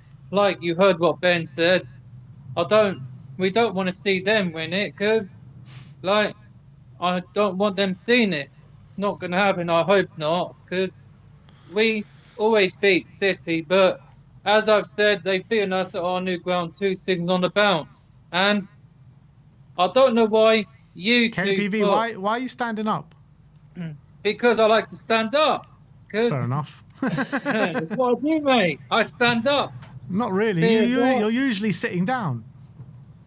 Yeah, I thought I'd stand up this one, mate, because, yeah, I'm just standing up for one reason. It's what I do. I stand up a lot, and I do everything else for a reason. I go basketball every Tuesday, What's and the I re- play. What's the reason for that? Well, because my mates do it every Tuesday in Summer Ball School in Hartford, and my mate Chris Thornton lives there, and I know where he lives because I've known his family for a long time, and this will make you head, this will make you laugh, but my key worker Ben watched the Tottenham Brentford vlog when I was in it with you two, and he watched it, and Ben Sims. I saw Ben you Sims. two. Yeah, Ben Symes, dickhead. Wait, Carl, you play basketball. How many 3-pointers are you scoring? 100, mate. I get a lot, and More than Spurs? yeah, I get a lot. I More get 3 loads, points than mate. Spurs? Yeah, 3-pointers, mate. Like, I get a lot in every Tuesday, and the first session was free, but the next session is £8, so I need to pay £8 every Tuesday, because, yeah, it's what I do. I go every Tuesday, and Tottenham are playing Wednesday, so it's a good thing we're not playing Tuesday, because we have Frankfurt, a team we beat on the road to the Europa League. We won. You missed the best game of the season if you played on Tuesday night. No, I came back for it, mate. Because as I You said you missed the first half. No, I said to my mate Ed Godfrey, Tottenham better be 1-0 up before I get in my flat, and we were 1-0 up. So because I came back a bit late, because yeah, it's only 1 hour from here to there, so I saw 1 hour. Yeah, it's only 1 hour from Stortford to Hertford. So yeah, it's only 1 hour from here to Hertford, and my mate Ed comes every Tuesday now. So Big up, yeah, Ed. big up Ed Godfrey. Yeah, that's his name. Like, Big up, Ed yeah, Godfrey. but yeah, like Romero is like probably kept Frank's job for now, but like, that's interesting. Like, I don't know. Like, we haven't lost to Burnley. Like, when's Dr. Tottenham going to retire? He's been on. Who was our best player today? Probably Jed Spence. Like, Jed Spence, man. Someone in the chat during the Dortmund game said he's Gareth Spence. Well, he's now at left mid. Well, put him there then, because Gareth Gareth, Bale, mate. we signed Bale as a right back under Martin Yol, and then Left back. well, left back. Get it right, KPV. Shut up, blood. Like, it was, yeah, because we bought him as a defender, and City bought Company as a midfielder, but he went back to centre half. And did they? Yeah, City bought true? Company. Really? From Company was a midfielder. When they bought him from Hamburg. It's true. Yeah, they bought Company as a midfielder, but then he moved back to centre half. So we should play Romero up front? Is that what you're saying? Yeah, play Romero and Van der Ven up top, because Van der Ven scored the best Champions League goal. And sorry, Gareth Bale, but it's better than yours, mate. It beats his overhead kick. Sorry, Gareth.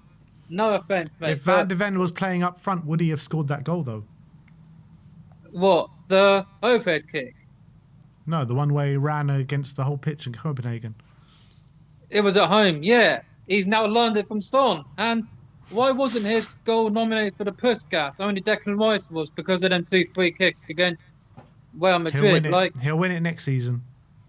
They like robbery, mate. Like, not Declan Rice shouldn't be nominated for them two, but Richarlison should have won it a few years ago, because it would have been 3 Tottenham players. Sonny and Lamella won it, and should have been Richarlison. So, like, it's got to be another Tottenham player to win it, and next year will be Van der Ven. Then it'll be 3 Tottenham players, because Giroud won it against Crystal Palace, and then Salah's against Everton. Like, Ronaldo won it for that amazing stunner in Porto on the road to the final run for United. And you know what happened? Pep gets into Alex's head twice. So, like, Pep had beaten Sir Alex in 2 finals. Like, let that sink in. And I saw Flex doing an impression of Lee Judges before the Arsenal United game. Very fun. Oh, yeah, nice. Yeah, like, so I don't care, but we've got City at home, who we seem to beat, but they beat us. Do you think you can do an impression of Sim? Oh, for God's sake, I don't know. I don't know. That's what he says. I don't know. That's what he says. I don't know. Like, Ben, I'm not going to say it, because do not try bringing that guy. I did not have him, all right? And you're going to play me or else, mate. So if you don't tell me your name... Mention what? What shouldn't I mention? Don't mention it. Just don't mention it. You know I'm on about, Ben. I did not have him, okay? You're talking about having Sol Campbell on your team. Shut up, Lord. It won't mention it. Right? You're the one who just brought it up. I wasn't even going to mention it this time. He brought it up to tell you not to mention it. Sim's the one who actually met him at the awards, and I heard Saul was fuming. But well done, Sim. Thank you. Yeah, Sam was on the channel years ago. Like, you want to take me over there and over there? There's cleanest that end or stewards down that end. The penalty show against Chelsea. The Carling Cup game against Chelsea. Remember him saying, There's clean as day, and they'll shoot down that end. That was a penalty shootout. Like, yeah. What is So, that? What Slav said on the watch along? Yeah, I'm injured. Toby didn't want to take a penalty. Toby didn't want to take a penalty. No, I'm injured. So Dyer took it. Like, yeah, Dyer took the first one and we won. So, like, that was revenge for the Norwich FA Cup game where he had to run into the stands to save his brother from a Spurs fan fighting him. Like, it was his brother. And you know what Dyer done in that game against Chelsea? He had to go to the toilet for number 2, and he was man of match. Absolutely. So you done a Dyer, Ben. You done an Eric Dyer. Oh, in the watch along today. Yeah, you done a No, die. ages ago. This was a couple of years ago. Oh, a couple of years ago. Years ago, he's done a die, yeah. Yeah, so keep doing it, Ben. Like during half time, because Mourinho had him. We've got more games, people. So we need to beat City as we do, but they won today. So we've got them on Sunday, 4:30 at home, man. We need to. We're unbeaten at home in Europe, but not in the league because we're shit. And yeah, we're not doing great. So who's going to the game? Sim, Which one? Man City. Who's I'm Ben's going. Ben's going. Oh, Ben. So is Dago in the studio for the game? Nope. Because Daigle's going back is to it? Canada. Oh, so what about Barry? Is he in his studio? Because didn't Nope. he say that? Didn't Barry say when he's in the studio we don't lose? Like Barry's saying, hit the like people and we will score. That's what he said. So who's in the studio with you then, Sim? Is it DK?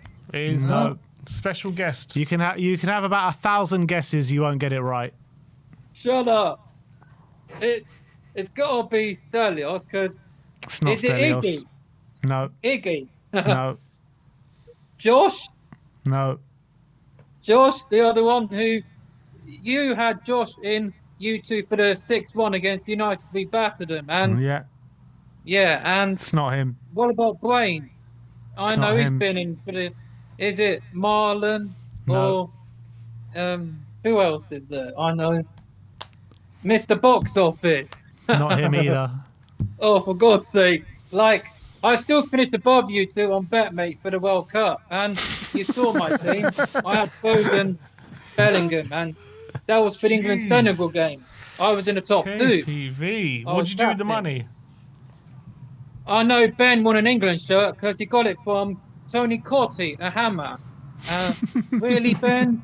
You went Really? Really? Come on, Ben. Really, Ben? Get your act What was together. that? Tony Cotti, of all people.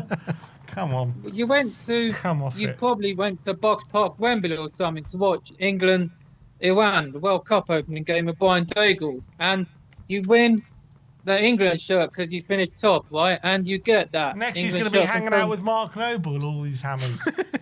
Fuck's sake, Ben. Hanging out with a hammer. All the hammers Like, hanging out. That's You why I rejected said it. You should have rejected that shirt. England top he got because it must have I been. know. Yeah, When like I went up to collect it, the whole place booed because they're all West Ham fans. Well, good. I don't like them. Like they're shit. And like the last time they were relegated, when I said Barcelona slapped United at Wembley, and so like no offense, Scott Parker, that's when we stole him from the Hammers, and now they're starting to win.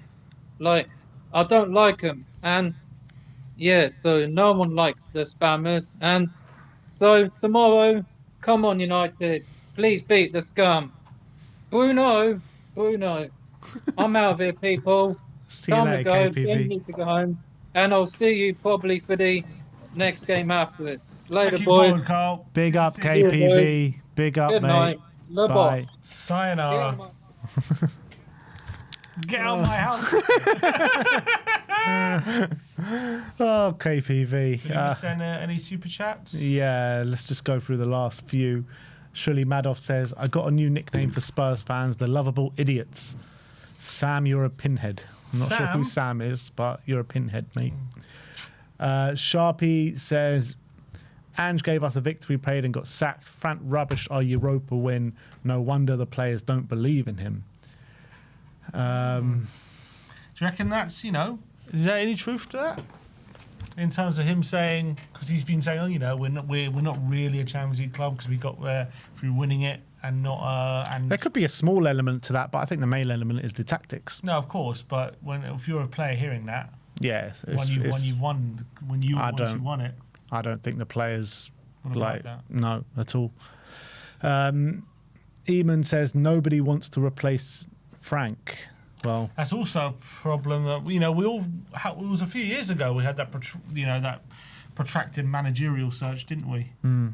And if you're looking at it, if you're being honest about it, like since then, the managers we've attracted was Nuno, who was out of work, sacked by Wolves, and who was obviously getting his big break in Europe, and now Frank, who was obviously looking for a step up from Brentford. But in terms of, we did have Conte. But yeah, fair. We had Conte. That dispels that. But still, one of the three. It's true, we are struggling to attract big names. Yeah.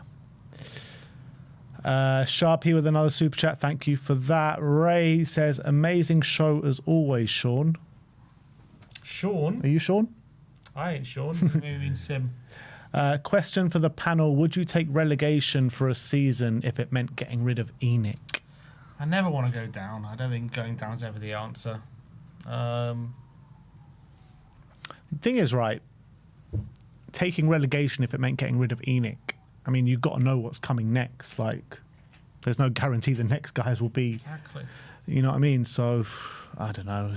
Let's just get better. Think about the absolute mess we would be in if we got relegated in terms of how much money we. I know we make money, but like a high wage and everything, and oh my god, and everyone would want to leave as well. Everyone. Oh, it's like no.